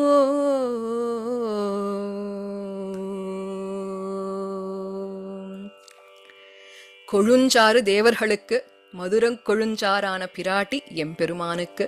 இப்படி பெரிய பிராட்டியை பெருகைக்காக என்ன பாடுபட்டானோ எம்பெருமான், அதே போல அவனுடைய அடுத்த திரு அவதாரத்திலே பூமி பிராட்டியை மீட்டெடுக்கைக்காக, பூமியை உத்தாரணம் செய்வதற்காக ஸ்ரீ வராகனாக திரு அவதாரம் செய்கின்றான். ஸ்ரீ வராக அவதாரத்துக்கும் ஆண்டாள் நாச்சியாருக்கும் அவ்வளவு ஒரு சம்பந்தம். ஆண்டாள் அப்படின்னு நமக்கு இன்னைக்கு கிடைச்சான்னா அதுக்கு காரணமே இந்த வராக அவதாரம் தான். ஸ்ரீ வராக அவதாரத்துல இவள் அவதார ஏற்பட்ட அந்த ரகசியத்தை ஆண்டாளே தாமுகக்கும் அப்படிங்கிற நாச்சியார் திருமொழி பதிகத்துல வெளியிடுகிறாள். இது எப்போ நடக்கிறதுனா, ஸ்வேதவராக கல்பத்தினுடைய ஆதியிலே பூமி பிராட்டி இந்த பிரளயார்ணவ ஜலத்திலே சிக்கிக் கொண்டிருந்தா. அவளை மீட்டெடுக்க வேண்டும் என்பதற்காக எம்பெருமான் மிக பெரிய கோல வராகனாக ஞான பிரானாக உருவெடுத்து பிரளயார்ணவ ஜலத்திலே மூழ்கி மூழ்கி எழுந்து எழுந்து கடைசியாக பூமி பிராட்டியை மீட்டெடுத்தான். அதை ஆண்டாள் எப்படி கொண்டாடுறா? பாசி தூர்த்து கிடந்த பார்மகட்கு பண்டொரு நாள். பார்மகட்கு பண்டு அந்த காலத்துல ஒரு நாள் பாசி பிடிஞ்சிருந்தாளாம். ஏன்னா அவ்வளவு நாள் ஜலத்திலேயே இருக்காவோ. அப்போ பாசி பிடிஞ்சு இருக்கக்கூடிய அவளை மீட்டெடுப்பதற்காக எம்பெருமான் எப்படி வந்தான்? மாசுடம்பில் நீர் வாராமானமில்லா பன்றியாம் என்று நீருக்கும் சேற்றுக்கும் கூசாத ஒரு பன்றி உருவத்தை எடுத்துக்கொண்டு வந்தான். வந்தவன மானமில்லாத பன்றிங்கிறா. ஏன்னா நம்மெல்லாம் எப்படி தேகத்துல ஒரு அழுக்கு இருக்குன்னா அதுதான் அழுக்குன்னு நினைச்சுட்டு அதை சுத்தப்படுத்திட்டா சுத்தாத்மாக்கள்னே நமக்கு நினைப்பு வந்துடுறது இல்லையா? இப்படி இருக்கக்கூடிய சம்சாரிகளை காட்டிலும் ஒரு கீழான ஜென்மம் பன்றிங்கிற ஜென்மம். அப்பேற்பட்ட ஜென்மத்தை எடுத்துக்கொண்டு வரானே அந்த எம்பெருமான், அவனே காட்டக்கூடியதுதான் இது. நாஹம் தேவோ ந கந்தர்வோ ந யக்ஷோ ந ச தானவஹ அஹம் வோ பாந்தவோ ஜாதோ நைதத் சிந்தயமிதோ அன்யதன. எந்த உருவத்துல வருவான்னு தெரியாது, ஆனா வரும்பொழுது நம்முடைய பந்துவோன்னு கூடும்படியாக என்னென்ற யோனியுமாய் இருக்கக்கூடிய அந்த எம்பெருமான் சஜாத்தியனாக வந்து அவதரிப்பான். இப்படி வந்து பன்றியுருவம் மானமில்லாத பன்றியாக வந்த பொழுதும் ஆண்டாள் சொல்றா, தேசுடைய தேவர்னு அவ்வளவு ஜொலிப்போட இருந்தானாம் எம்பெருமான்.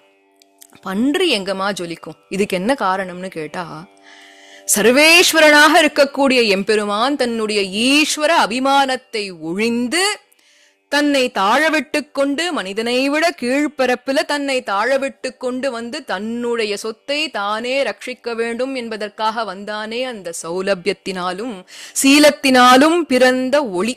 அதனால எம்பெருமான் ஜொலிக்கின்றானாம்.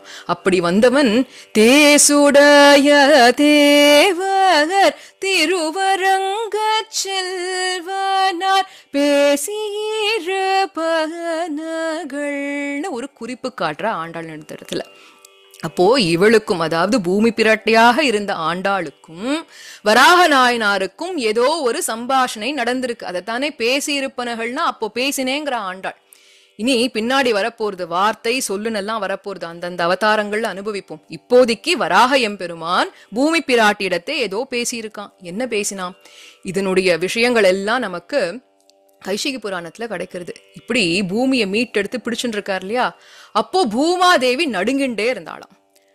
அதை பார்த்து வராக பெருமானுக்கு ஒரு சந்தேகம், ஏமா நான் தான் உன்னை காப்பாத்திட்டேனே, இன்னும் எதுக்கு இப்படி பயந்துட்டு இருக்க துடிச்சுட்டு இருக்கன்னு கேட்டா, அப்போ பிராட்டியானவள் தன்னுடைய திருவாய் மலர்ந்து சொல்கின்றாள், அஹம் சிஷ்யா ச தாசி ச பக்தா ச த்வயி மாதவா மத்கிருதே சர்வபூதானாம் லகூபாயம் வத பிரபோ. பெருமானே, நான் உன்னுடைய தேவி பத்னி, உன்னுடைய தாசியை, உன்னுடைய பக்தை. அப்படி இருக்கிறச்சே நீ என்ன ரட்சணம் பண்ணது ஒன்றும் பெரிய விஷயமே கிடையாது. நியாயப்படி நீ தான் செய்யணும்.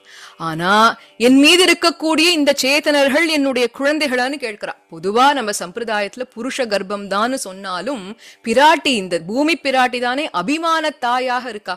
அப்போ அவ கேட்டாலாம், என்னுடைய குழந்தைகள் எல்லாம் உஜ்ஜீவிப்பதற்கு ஒரு சுலபமான ஹிதத்தை, நல் வழியை காட்டணுங்கிறா.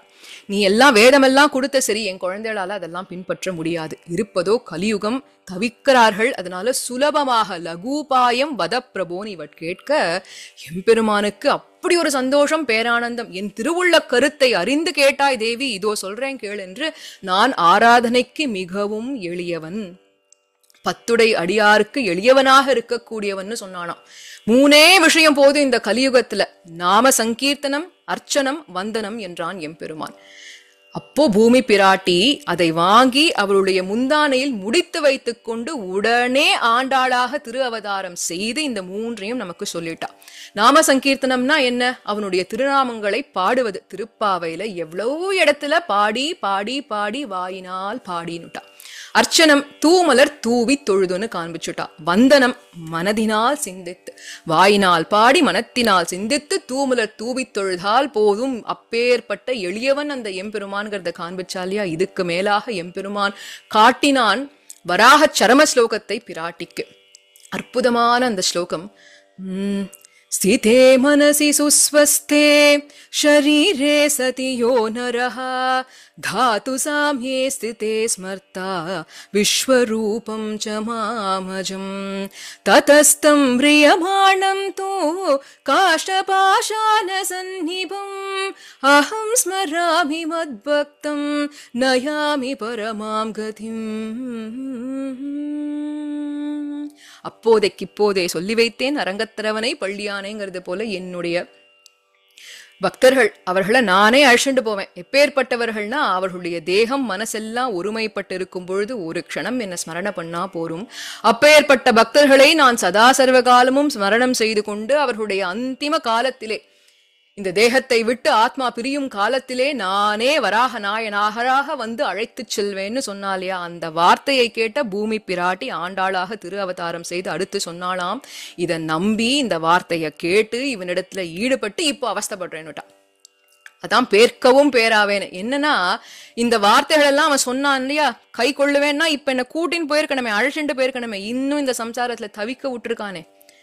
அப்போ இந்த வார்த்தையெல்லாம் அவன் சொன்னது சரியில்லைன்னு ஆயிடுறதே. பேர்க்கவும் பேராவேனா இவ்வார்த்தைகளை மறந்து பிழைக்கலாம்னு பார்த்தா கூட முடியலேன்னு சொல்லி வருத்தப்படுறான். ரொம்ப அழகான இந்த பாசுரம் அதான்.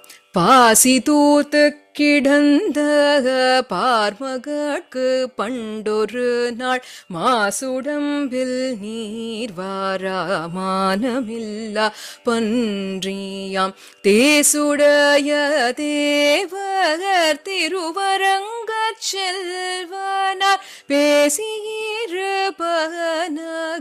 பேர்க்கவும் பேராவே. மறக்க முடியலையேங்கிறான். ஆனா பின்னாளில் வந்த பூர்வாச்சாரியரான சுவாமி திருமலை அனந்தாழ்வான் அவர்கள் கோதா சதுஸ்லோகியில இந்த மொத்த விருத்தாந்தத்தையும் சுருக்கிட்டு, இதனால பூமி பிராட்டி காட்டின குணம் என்ன தெரியுமா? அவளுடைய உதாரத்தன்மை, ஜெனராசிட்டி. இந்த ரகசியமெல்லாம் வாங்கிட்டு அவளுக்குள்ளேயே வச்சுட்டு இருக்கலாம் இல்லையா? அப்படி இல்லாது உடனே வந்து சர்வேஷாம் பிரகட்டும் விதாத்து மனிஷம் என்று அனைவருக்கும் அனைத்து காலங்களிலும் சென்று சேரும்படியாக திருப்பாவையாகவும் நாச்சியார் திருமொழியாகவும் உரைத்தாளே. இதுதான் அவளுடைய உதாரத்தன்மைன்னு கொண்டாடுறார். அடுத்ததாக இதே போல ஒரு உதாரத்தன்மை கொண்ட வஸ்துவை அடுத்த திரு அவதாரமான ஸ்ரீ நரசிம்மருக்கு மேகம் விடும் தூதாக அனுப்புகிறாள் ஆண்டாள். ரொம்ப அற்புதமான பதிகம். விண்ணீல மேலாப்பு, மேகம் விடும் தூது. அன்றைய தினம் ராமர் சீதை 2 பேருக்கு நடுவுல ஞானமுடைய அனுமன் தூது சென்றார். இன்றைய தினம் ஞானமே இல்லாத மேகத்தை தூது அனுப்புறான். ஏன்னா காதல்னால் கலங்கி போய் இந்த வேலையை செய்யறான்.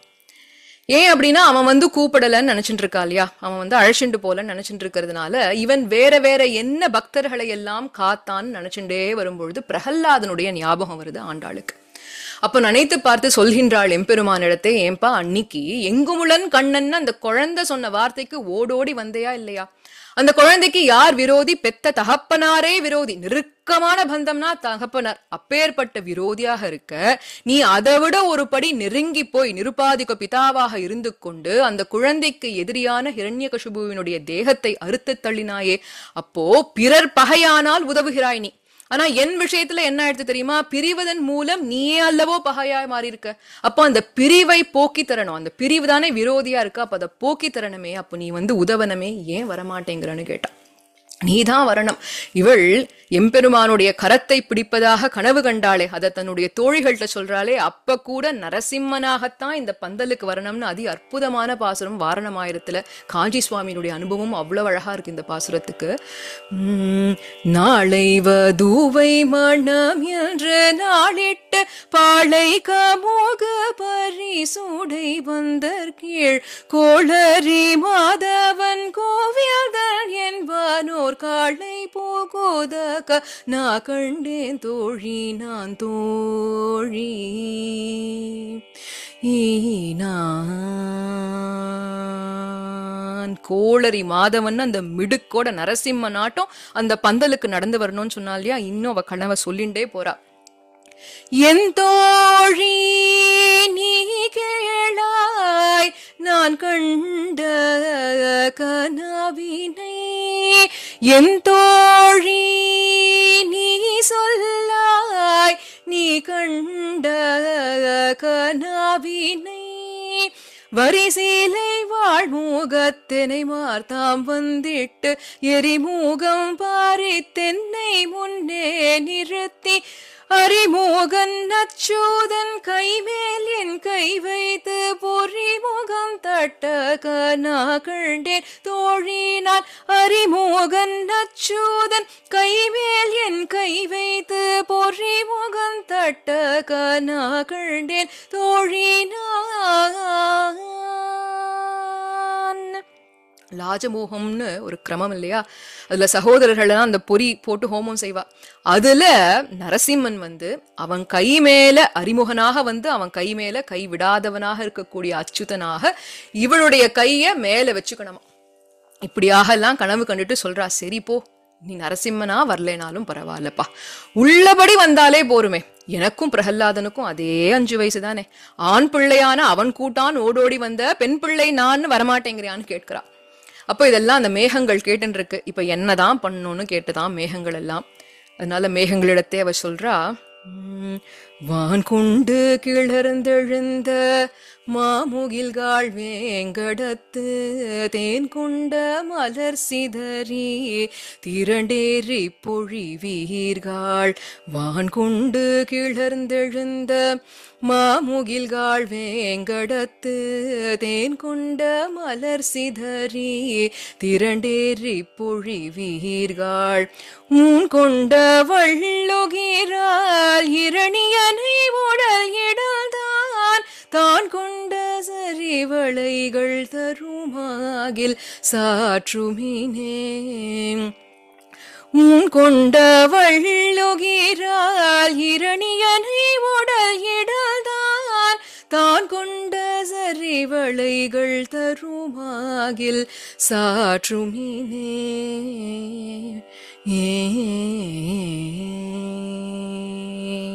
மேகங்களே, உதாரத்தன்மை கொண்டு உங்க மழை நீரெல்லாம் இங்கேயே பொழிஞ்சு என்னுடைய நந்தவனத்தை அழிக்காம கோதையான நான் சொல்றத கேளுங்க. நேரா திருவேங்கடமுடையான் கிட்ட போங்கோ. அங்கதான் இந்த நரசிம்மர் திருவேங்கடமுடையானாக எழுந்தருளி இருக்கான்.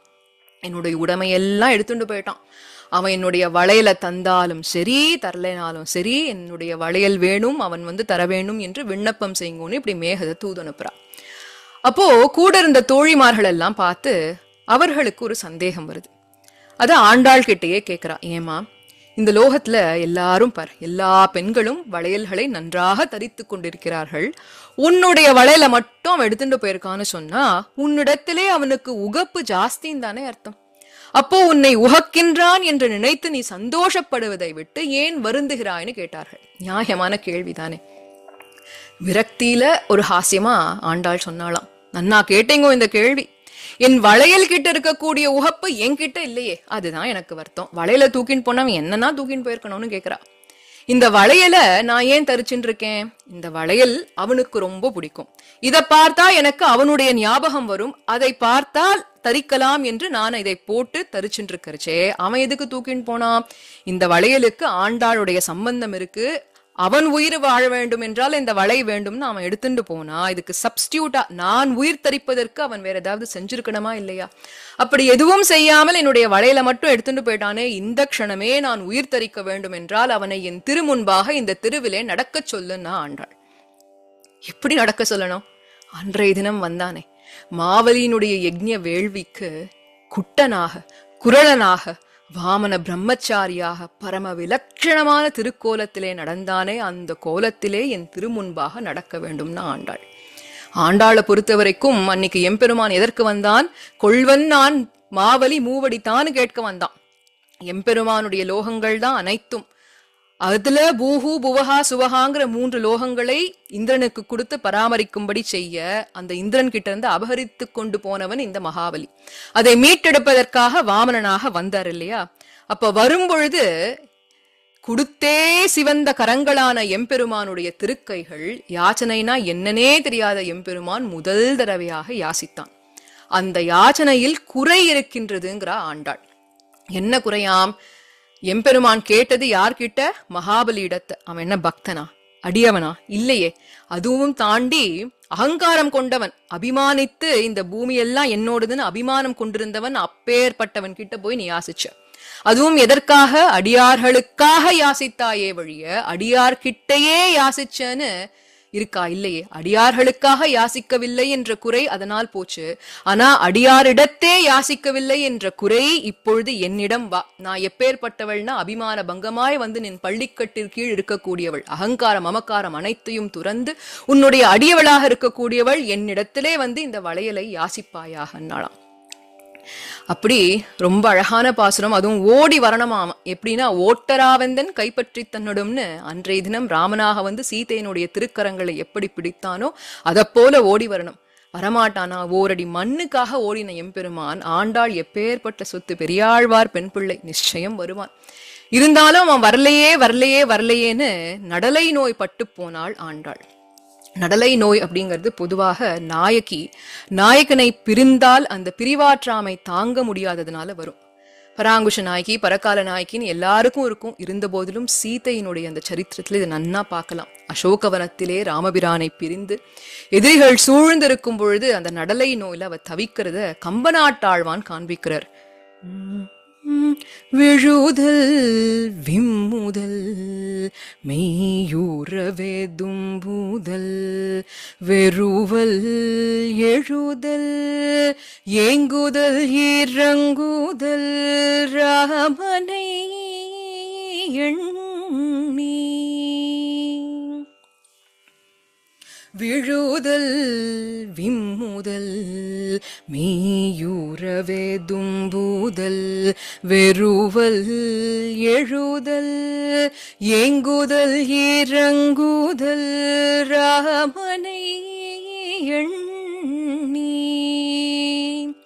தொழுதல் சோறுதல் துளங்குதல் துயருழந்து உயிர்த்தல் அழுதலன்றி மற்றையல் ஒன்றும் செய்குவது அறியாள்.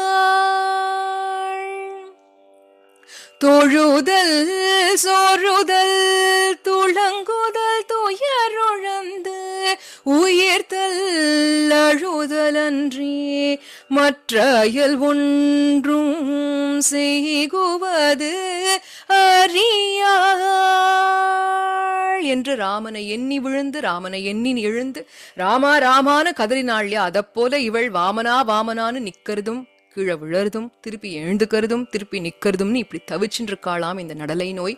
இந்த மேகங்களே அந்த எம்பெருமானுக்கு, திருவேங்கடமுடையானுக்கு தூதாக எடுத்து செல்லுங்கள் என்று சலம் கொண்டு கிளர்ந்தெழுந்த தன்முகில்காள் மாவலியே நிலம் கொண்டான் வேங்கடத்தே நிறந்தேறி பொழிவீர்கள். சலம் கொண்டு கிளர்ந்தெழுந்த தன்முகில்காள் மாவலியை நிலம் கொண்டான் வேங்கடத்தே நிறந்தேறி பொழிவீர்கள். உலகுண்ட விளங்கனி போல் உள்மெலிய புகுந்தனை நலம் கொண்ட நாரணர்க்கென் நடலை நோய் சேப்புமினே.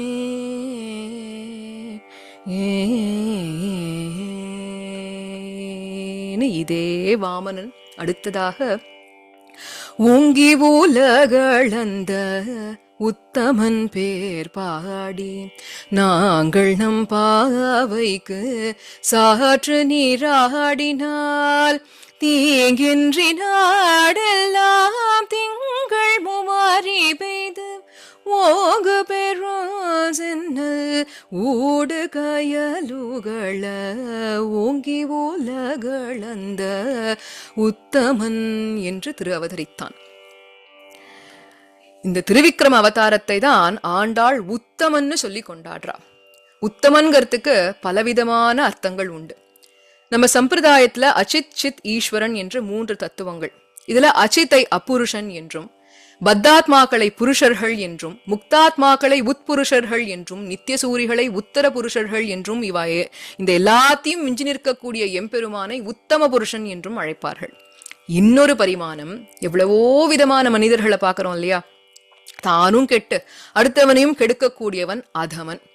அடுத்தவனை கெடுத்தாவது தான் அண்ணா இருக்கணும்னு நினைக்கக்கூடியவன் முன்னாடி அதமாதமன், இவன் அதமன். இல்ல நானும் நன்னா இருக்கணும் அவனும் நன்னா இருக்கணும்னு நினைக்கக்கூடியவன் மத்தியமன் தானா. தான் அழிந்தாலும் பரவாயில்லை அடுத்தவன் நன்னா இருக்கணும்னு நினைக்கக்கூடியவன் தான் உத்தமன். அப்பேற்பட்டவன் தான் இந்த திருவிக்கிரமன். ஏன்னா மாவலி கிட்ட வாமனனாக வந்து மண்ணு கேட்டார். அந்த பிஞ்சு காலுக்கு தானே மண்ணு கொடுக்கணும்னு நினைச்சுட்டு இருந்தான். இவர் பாட்டு கடகடகடன்னு திருவிக்கிரமனாக வளர்ந்து அம்பரம் ஊடறுத்து ஓங்கி உலகளந்தா என்ன காரணம்? நமுச்சி முதற்கொண்டு இன்றளவும் இதை விசாரணம் செய்யக்கூடியவர்கள் உண்டு. ஆக தன்னை அழியமாறி செய்து கொண்டு தனக்கு ஒரு அவப்பெயர் வந்தாலும் பரவாயில்லை அந்த இந்திரனுக்கு மண்ணை மீட்டுத்தர வேண்டும் என்று இப்படி செய்தானே இவன் தானே உத்தமன். அது மட்டும் இல்லையே, திருவிக்கிரமனாக இவன் வாழ்ந்த பொழுது பாரபட்சமே பார்க்காமல் அவன் கிட்ட அன்பு இருக்கோ அன்பு இல்லையோ என்று குற்றம் கண்டு வெறுவாமைன்னு சொல்றோமே தானே வாத்சல்யம். அந்த வாத்சல்யத்தோட அனைத்து சேத்தனர் மேலும் தன்னுடைய திருவடியை வைத்தானே. இவ்வளவு பெரிய குணம். ஆண்டாள் கேட்டாளாம், அன்னைக்கு உன்னுடைய திருவடிதான்னு தெரியாம இருந்த அந்த மந்த புத்திகள் அவர்கிட்டலாம் போய் தீண்டியே நீ, ஆனா நான் தீண்டுன்னு கேட்டு இருக்கேனே, என்மேல் ஏன் உன்னுடைய திருவடியை வைக்க மாட்ட, ஏன் வைக்க மாட்டேங்கிறன்னு கேட்டு ரொம்ப வருத்தப்படுறா ஆண்டாள். இத ஒரு தோட்டத்துல இருந்து பாடுறாவோ. அப்போ அவளுக்கு வளர்க்கக்கூடிய கிளி ஒரு பக்கம் இருக்கு, அந்த தோட்டத்திலேயே இருக்கக்கூடிய குயில் ஒரு பக்கம் இருக்கு. அந்த குயில் கிட்ட சொல்றாளாம், அம்மா அந்த உலகளந்தான் வரும்படி நீ கூ வைப்போ. ஏன் அவனை வர சொல்றேன் தெரியுமா? அவனுடைய ஆலிங்கனத்துக்கோ தோளுக்கோ ஆசைப்பட்டில்ல, அவனுடைய திருவடியை காண வேண்டும், அந்த திருவடிக்கு கைங்கரியம் செய்ய வேண்டும். கிடைச்சா கிடக்கிறது இல்லாட்டி போறதுன்னு தள்ளக்கூடிய பெரும் பேராது, எவ்வளவு பெரிய பேரு, அதற்காகத்தான் அழைக்கின்றேன். அப்படி நீ அழைத்தால் உனக்கு ஒரு பரிசு தருவேன், என்னுடைய கிளியை உன்னுடன் தோழமை கொள்ள செய்வேன்னா. இது ரொம்ப ரொம்ப விசேஷமான ஸ்ரீவில்லிபுத்தூர் மங்களாசாசன பாசுரம் ஆண்டாள் பாடியது. மின்னடையன்னம் பறந்து விளையாடும் வில்லிபுத்தூர் உறைவாந்தன் புன்னடி காண்பதோராசையினால் என் பொறுகயர் கண்ணினை துஞ்சா. இன்னடிசிலோடு பாலமுதூட்டி எடுத்த என் கோல கிளியை உன்னோடு தோழமை கொள்ளவன் தோழி உலகளந்தான் வர கூவாய். அன்றுலகம் அளந்தானை உகந்தடிமை கண் அவன் வலி செய்ய தென்றலும் திங்களும் ஊடரு தென்னை நலியும் முறைமை அறியேன் என்றும் எக்காவில் இருந்திருந்தென்னை ததை தாதே நீயும் கோயிலே இன்று நாராயணனை வர கோவாயில் இங்குத்தை நின்றும் தூரபன்.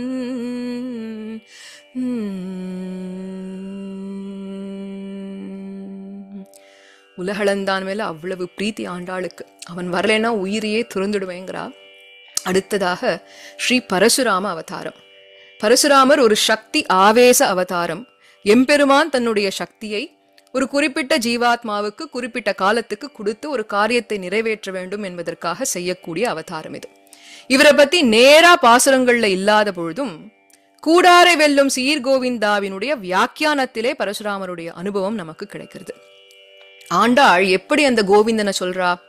கோவிந்தா மட்டுமல்ல, சீர் கோவிந்தா மட்டுமல்ல, வெல்லும் சீர் கோவிந்தா மட்டுமல்ல, கூடாரை வெல்லும் சீர் கோவிந்தா என்று இவ்வளவு அடைமொழி. கூடாதவர்களை தன்னுடைய திறத்தால் வெல்லக்கூடிய எம்பெருமான்னா, இந்த கூடாதவர்களே எம்பெருமான் கிட்ட இருந்து பிரிந்து போகக்கூடியவர்களே 4 வகையாம்.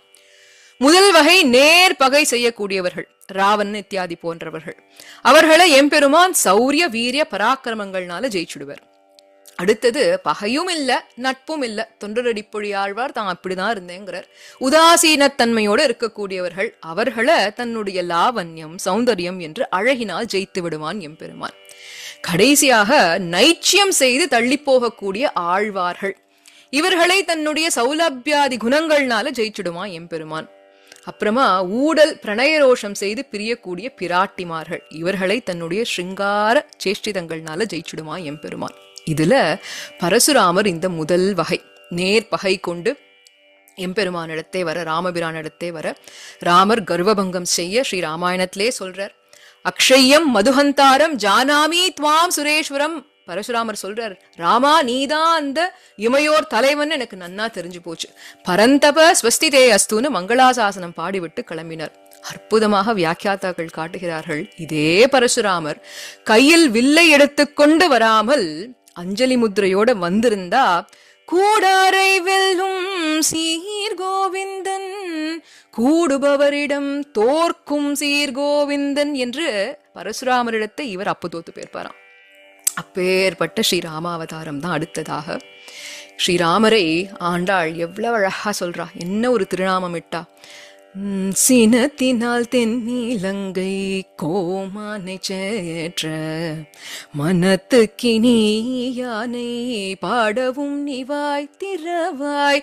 சினத்தினால் தென்னிலங்கை கோமானை சேற்ற மனத்துக்கினி யானை பாடவும் நிவாய் திறவாய். இனிதான் எழுந்திராய் இதென்ன பேரோரக்கம், இனிதான் எழுந்திராய் இதென்ன பேரோரக்கம், அனைத்தில்ல தாரும் அறிந்தேலோயும் பாவாய் என்று மனத்துக்கினியான்னு அழைக்கிறான். கண்ணன் வரலன்னு அவன் மேல கோபம், பெண்ணின் வருத்தம் அறியாத பெருமாள் அவன். ஆனா ராமர் அப்படி இல்லையே, எதிரிகளுடைய துன்பம் கூட புரிஞ்சுக்க கூடியவர். அது மட்டும் இல்ல, இந்த வாலி வதத்தின் போது வாலி போயிட்டான்னு சுக்ரீவன் நினைச்சு அழறானே, அதை விட ஜாஸ்தி அழுதானாம் ராமபிரான். அவ்வளவு கனிந்த உள்ளம் படைத்தவன் இவனை மனத்துக்கினியான்னு கூப்பிடுறான். ராவணனை அழிச்ச போதும் மனத்துக்கினியானான்னு ஒரு விசாரம் நிச்சயமா. ஏன்னா ராவணன் யாரு?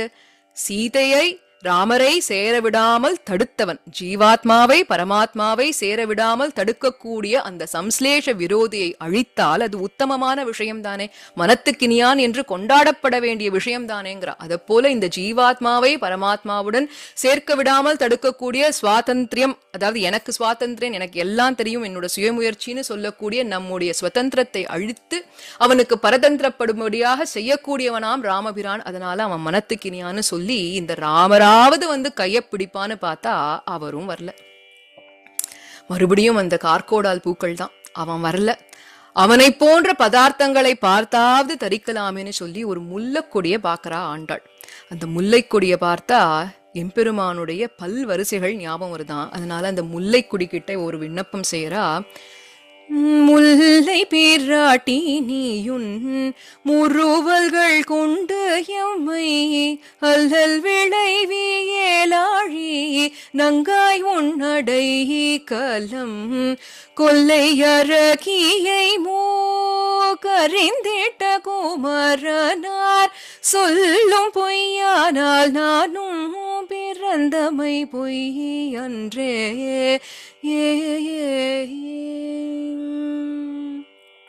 கொல்லை அரகியை அவள்தான் சூர்பனக மூக்கறிந்திட்ட குமரனார். நியாயப்படி அவ மூக்கு அறிஞ்சது லக்ஷ்மணர் தான். ஆனா லக்ஷ்மணர் எப்பேற்பட்டவர்? ராமஸ்ய தட்சிணோ பாகுஹு லக்ஷ்மணஹா என்று அவருடைய அங்கமாக, ராமபிரானுடைய அங்கமாக இருக்கக்கூடியவர். மற்றும் லக்ஷ்மணனுக்கு அந்தர்யாமியாக இருக்கக்கூடியது ராமபிரான் தானே. அதனால அதை வைத்து சூர்பனகையோட மூக்க அறிந்தது ராமன்னே சொல்லிட்டா. அப்படி அறிந்தவனுடைய சொல்லும் பொய்யானால் தானும் பிறந்தமை பொய் அன்றே. ராமபிரானுடைய சொல் அப்படின்னா எதுனா ராமபிரானுடைய சரம ஸ்லோகம். சகிருதேவ பிரபன்னாய தவாஸ்மி இதி யாச்சதே அபயம் சர்வபூதேபியோ ததாமியேதத் விரதம் மமன்னு சொன்னது. மித்ரபாவேனன் வரக்கூடியவர்களை நத்யஜேயம்னு சொன்னானே, அந்த வார்த்தைகளை இங்க ஆண்டாள் நினைத்து பார்த்தாள்.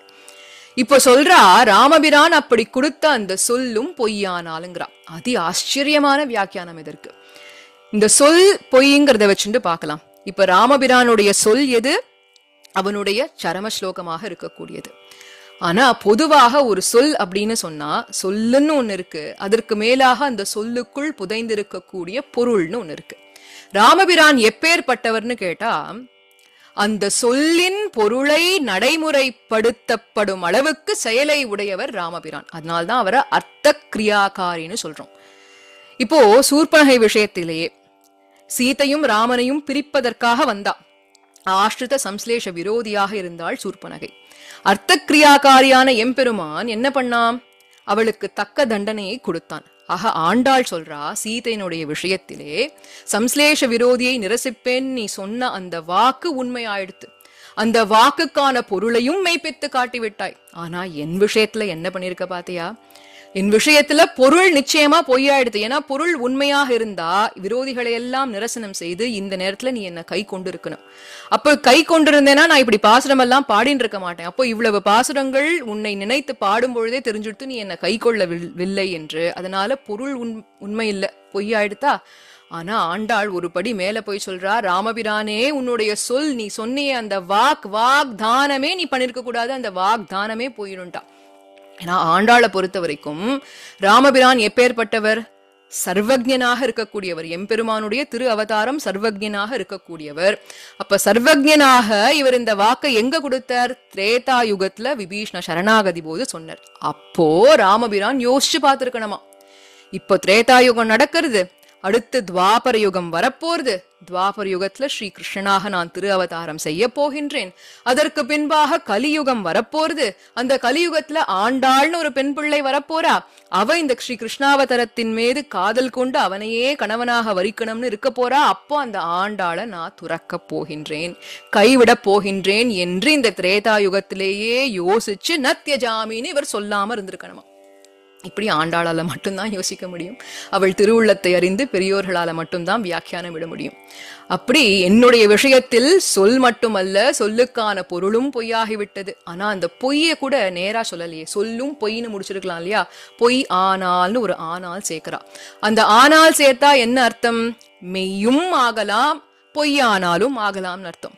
அப்போ ஆண்டாள் நினைச்சுண்டாளாம், ராமபிரான் என்னை வெறும் ஆண்டாள்னு ஒரு ஜீவாத்மாவாக பார்த்தால் நத்யஜேயம்னு சொன்ன அந்த சொல் நிச்சயமா பொய்யாகிவிடும். ஆனால் அதுவே என்னை பெரியாழ்வாருடைய பெண் பிள்ளையாக பார்த்தால், ஆச்சாரிய நிஷ்டை கொண்டவள், ஆச்சாரியனை பற்றியே அவனிடம் வருகின்றேன் என்று இதை பார்த்தால் அந்த சொல் நத்யஜேயம்ங்கிற சொல் உண்மையாவதற்கான வாய்ப்பு உண்டு. ஒருவேளை பெரியாழ்வாருடைய பெண் பிள்ளை நான் என்று உணர்ந்து அவனுடைய வாக்கு உண்மையாக இருந்தால் இப்பொழுது நான் அவனை சென்றடைந்திருக்கணும். திருப்பி இந்த பாசுரங்கள்லாம் பாட மாட்டேன். அப்போ இப்ப வரைக்கும் என்ன கை கொள்ளவில்லை என்று சொன்னால் நான் பெரியாழ்வாரனுடைய பெண் என்பதும் பொய்த்து விட்டதோ அப்படின்னு கேட்கிறா ஆண்டாள். பொய்யானது போல தோன்றதே அப்படின்னு கேட்கிறா. இதெல்லாம் எதுனாலன்னா பக்தி பாரவசியத்தினால, அவனை பிரிஞ்சு இருக்க முடியாததுனால பாடுறா. உண்மையில் ராமபிரானுடைய சொல்லும் பொய்யல்ல, அதற்குள்ளான அர்த்தமும் பொய்யல்ல. அவன் நிச்சயமாக அர்த்த கிரியாக்காரிதான். இவள் பெரியாழ்வார் பெண் பிள்ளை என்பதும் பொய்யல்ல. ஏன்னா 3 பதிகத்துக்கு அப்புறம் கூட்டின்னு தான் போக போறான். அந்த பிரிவாற்றாமை தாங்க முடியாததுனால இப்படியாக அந்த முல்லை கொடியிடத்தை விண்ணப்பம் செய்கின்றாள்.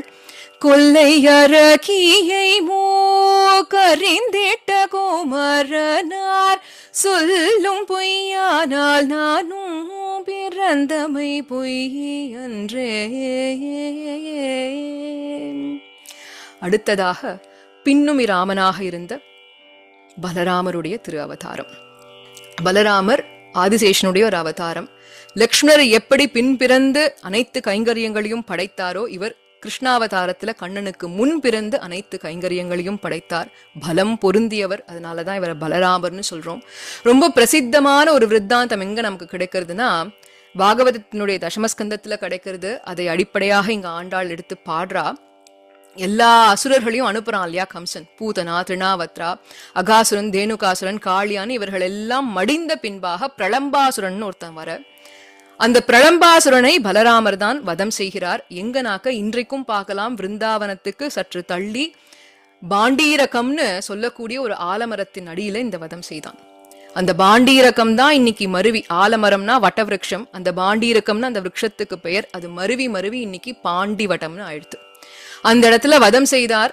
வதம் செய்த உடனே தேவர்கள் எல்லாம் மங்களாசாசனம் செய்தார்கள். இந்த இடத்துல ஆண்டாள் அப்படி செய்தவர். ஏன்னா பலராமருக்குள்ள அந்தர்யாமியாக இருப்பது ஸ்ரீ கிருஷ்ணர் தான். அவன்தான் பிரலம்பாசுரனை வதம் செய்தான் என்று அவனுடைய வீராபேட்சத்தையும் விஜயாபேட்சத்தையும் கொண்டாடி, அவன் அப்படி வதம் செய்த வெற்றி கொண்ட அந்த இடத்துக்கு என்னை கொண்டு போய் சேருங்கன்னு சொல்லி தன்னுடைய தோழிகளிடத்தை முறையிடக்கூடிய அற்புதமான ஒரு பாசுரம். வண்ணம் தீரிவும் மனம் கூழையேவும் மானமில்லாமையும் வாய்வெழுப்பும் உண்ணலூராமையும்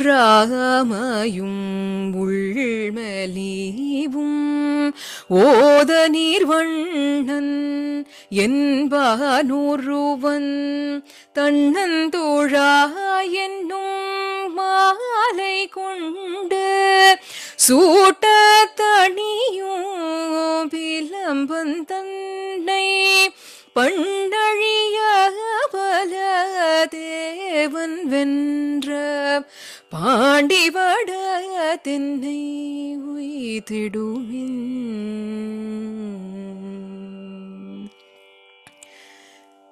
கிருஷ்ணன் சென்ற எல்லா வட திவ்ய தேசங்களுக்கும் இவ போனோன்னு பாரிக்கக்கூடிய அற்புதமான பதிகம் மாற்றிருந்தீர்களுக்கு.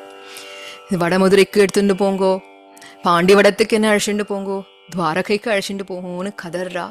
அடுத்ததாக அந்த ஸ்ரீ கிருஷ்ணாவதாரம் தான். கண்ணா கண்ணா கிருஷ்ணா கிருஷ்ணானே கதறக்கூடிய ஆண்டாள்னா மொத்த திருப்பாவை நாச்சியார் திருமொழி மொத்தமும் ஸ்ரீ கிருஷ்ணானுபவம்னே சொல்லலாம். அப்படி இப்படின்னு பிரிக்க முடியாதது. இருந்தாலும் இன்றைய கால அவகாசத்துக்காக தசமஸ்கந்தம் பாகவதத்துல எப்படி அந்த அனுபவங்கள் அவன் பிறந்ததுல இருந்து வளர்ந்து சேஷிதங்கள் எல்லாம் வருதோ, அதுல பலவற்றை எப்படி ஒரே பதிகமான தெள்ளியார் பல கூடிடு கூடலேல ஆண்டாள் அனுபவித்துள்ளாள் என்பதை அனுபவித்து அவனுடைய சரம ஸ்லோகத்தையும் ஆண்டாள் எப்படி அனுபவித்தாள்ங்கிறத பார்த்து தலை கட்டலாம். முதல்ல அவனுடைய திரு அவதாரம். தேவகிக்கும் வசுதேவருக்கும் பிறந்தான். பின்பு யசோதை நந்தகோபருக்கு பிள்ளையாக வளர்றான். இப்படி வசுதேவர் மகன் நந்தகோபன் மகன் 2 பேருடைய சாயலும் அவனுடைய நடையில தெரியும்படி நடப்பானாம். பூமகன் புகழ்வானவர் போற்றுதற் காமகன் அணிவானுதல் தேவகி மாமகன் மிகு சீர் வசுதேவர்த்தம் கோமகன் வரில் கூடிடு கூடலே. இவன் நடை பழகியதே தாமோதர லீலை செய்து என்று அற்றவன் மருதம் முறிய நடை கற்றவன் என்று கொண்டாடினாள். அடுத்ததாக அவன் கன்று மேய்த்த அழகு. இந்த கன்றுனா கண்ணனுக்கு ரொம்ப பிடிக்குமா. ஏன்னா கன்றுக்கு ஸ்வயமா எதுவுமே பண்ணிக்க தெரியாது இல்லையா, அவனையே நம்பி பரதந்திரப்பட்டிருக்கக்கூடிய வஸ்து, அதனால அது ரொம்ப பிடிக்குமாம். அது அவ்வளவு அழகா ஆண்டாள் காவலன் கன்று மேத்த விளையாடும் கோவலன் வரில் கூடிடு கூடலேன்னு கொண்டாடுறா. அடுத்தது ஆய்ச்சிகள்னா பயந்த சுபாவம் கொண்டவர்கள், ஆயர்கள்னா பயம்னா என்னன்னே தெரியாதான், ரெண்டு பேரும் பயப்படும்படியாக இவன் செய்த லீலை எது?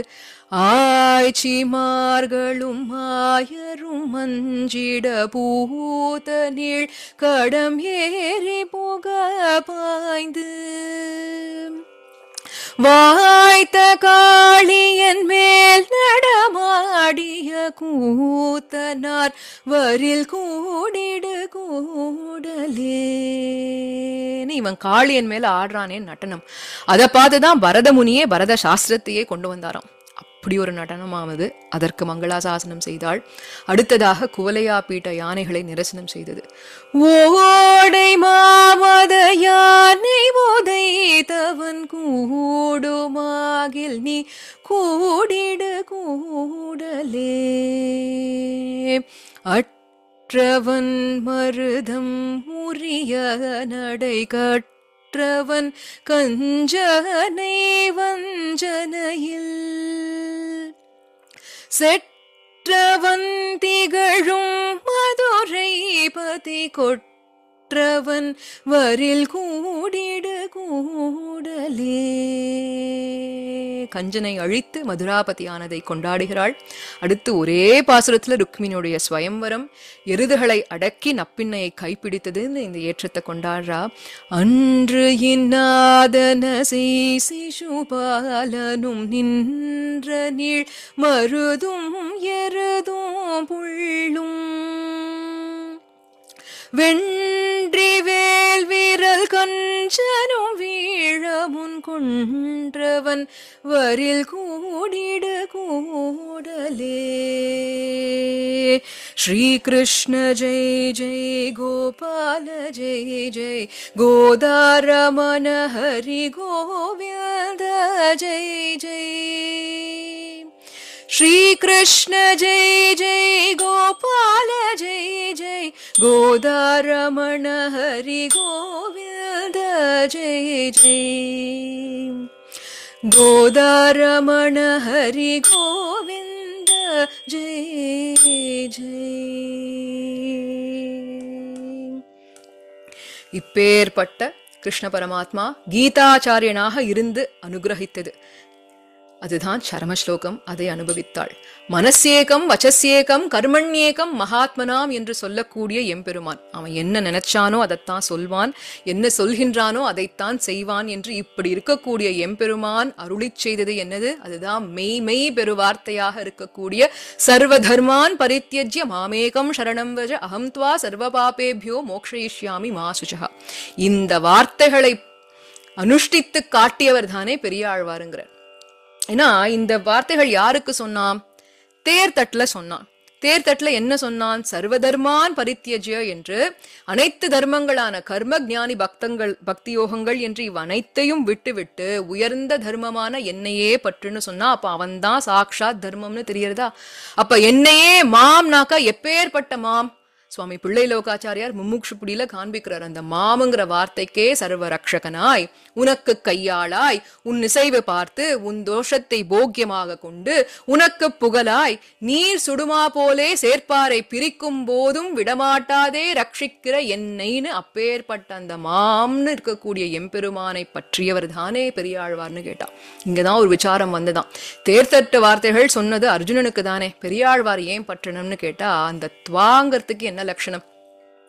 நீ பற்றுவாயாகனு சொன்னானே, அந்த நீங்கிறது யாருன்னு கேட்டா, அஜ்ஞானனாய், அசக்தனாய், அப்பிராப்தனாய், என்னையே உபாயமாக பற்றிருக்கக்கூடிய எவருக்கும் அந்த நீங்கிற சப்தம் பொருந்தும். அப்படி இருந்தவர் தான் பெரியாழ்வார். அப்படி உன்னையே உபாயம் என்று பற்றி இருந்தவரான அந்த பெரியாழ்வாருடைய பெண் பிள்ளையான என்னை நீ கைவிடலாமான்னு கேட்கிறார். பெரியாழ்வார் எப்படின்னா ஸ்வப்பிரயோஜன பக்தி செய்தவர். அவர்கிட்ட இந்த விறகு மூட்டை இருக்கு, ஒரு சின்ன விறகு கீழே விழுந்துருத்து, இதை உடைச்சு போடுங்க உங்களுக்கு மோட்சம் கிடைக்கும்னா அந்த சுலபமான காரியத்தை கூட மோட்சம் கிடைக்குங்கிறதுக்காக பண்ண மாட்டாராம். ஆனா அதே விறக பெரியாழ்வாரை இதை உடைச்சு கொடுங்க, இப்போ எம்பெருமானுடைய திருமடப்பள்ளி கைங்கரியத்துக்கு வேணும்னா உடனே உடைச்சு கொடுத்துருவாராம். இல்ல இந்த புஷ்பங்கள் எல்லாம் பொறிச்சுன்னு வாங்க உமக்கு மோட்சம்னா பண்ண மாட்டார், கைய கட்டின்னு உட்காந்துருவார். ஆனா அதே பெரியாழ்வாரே இந்த புஷ்பங்கள் எல்லாம் எடுத்துன்னு வாங்கோ எம்பெருமானுக்கு மாலை தொடுக்கணும் நேரம் ஆயிடுச்சுன்னா வேகமா போய் செஞ்சு முடித்துருவாராம். இப்படி இருந்தவர். நீ சொன்ன அந்த வார்த்தையை கடைசி வரைக்கும் காப்பாற்றிய அந்த பெரியாழ்வார் உன்னையே உகந்தவர். பொதுவா லோகத்துல என்னன்னா நல்லவனுக்கு நல்லவனாத்தானே இருக்கணும். அப்போ உன்னையே உகந்தவரை நீ உகக்க வேண்டும் இல்லையா? அப்படி உகக்காமல் நீயே நீ சொன்ன வார்த்தையை மீறினால் உன்னை யார் தான் வந்து கேள்வி கேட்கறது? பெரியாழ்வார் பெண் பிள்ளைன்னு பார்த்தாவது நீ என்ன கூட்டின்னு போயிருக்கணுமேனு அழறா இந்த பாசுரத்துல. ஆனா உண்மையில் பெரியாழ்வாரை பார்த்துதான் ஆண்டாள கரம் பிடித்தான், கைவிடவில்லை. மறுபடியும் அதே அந்த பாரிப்புனால சொல்றா,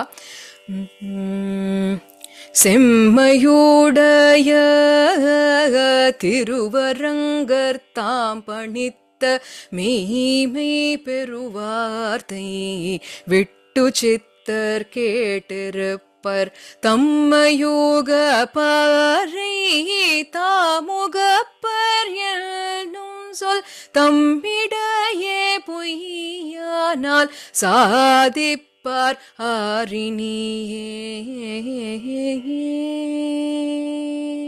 ஆனா உண்மையில் எம்பெருமான் வராகனாக பேசிய பேச்சும், ஸ்ரீராமனாக சொன்ன சொல்லும், ஸ்ரீ கிருஷ்ணனாக அருளி செய்த வார்த்தை என்று இது எதுவுமே பொய்யாகவில்லை. விருந்தாவனத்தை கண்டோமே என்று கடைசி பட்டிமேந்து பதிகத்துல காட்சி கொடுத்து ஆண்டாளை தன்னுடன் சேர்த்து கொண்டான் எம்பெருமான். இப்படி எல்லா அவதாரங்களும் அனுபவிச்சோமே. ஒரு சில அவதாரங்கள் இங்கங்க விட்டு போயிருக்கு, மத்ஸ்ய கல்கினெல்லாம். இதெல்லாம் ஆண்டாள் கொண்டாடவில்லையான்னா மறைமுகமாக கொண்டாடிட்டான்னு சொல்லலாம். ஏன்னா இவள் நமக்கு கொடுத்த பிரசாதித்த உயர்ந்த திருநாமம் இது கோவிந்த நாமம் இல்லையா? அந்த கோவிந்த நாமத்துக்கு என்ன அர்த்தம்? கோங்கிற சப்தத்துக்கு பல அர்த்தங்கள்.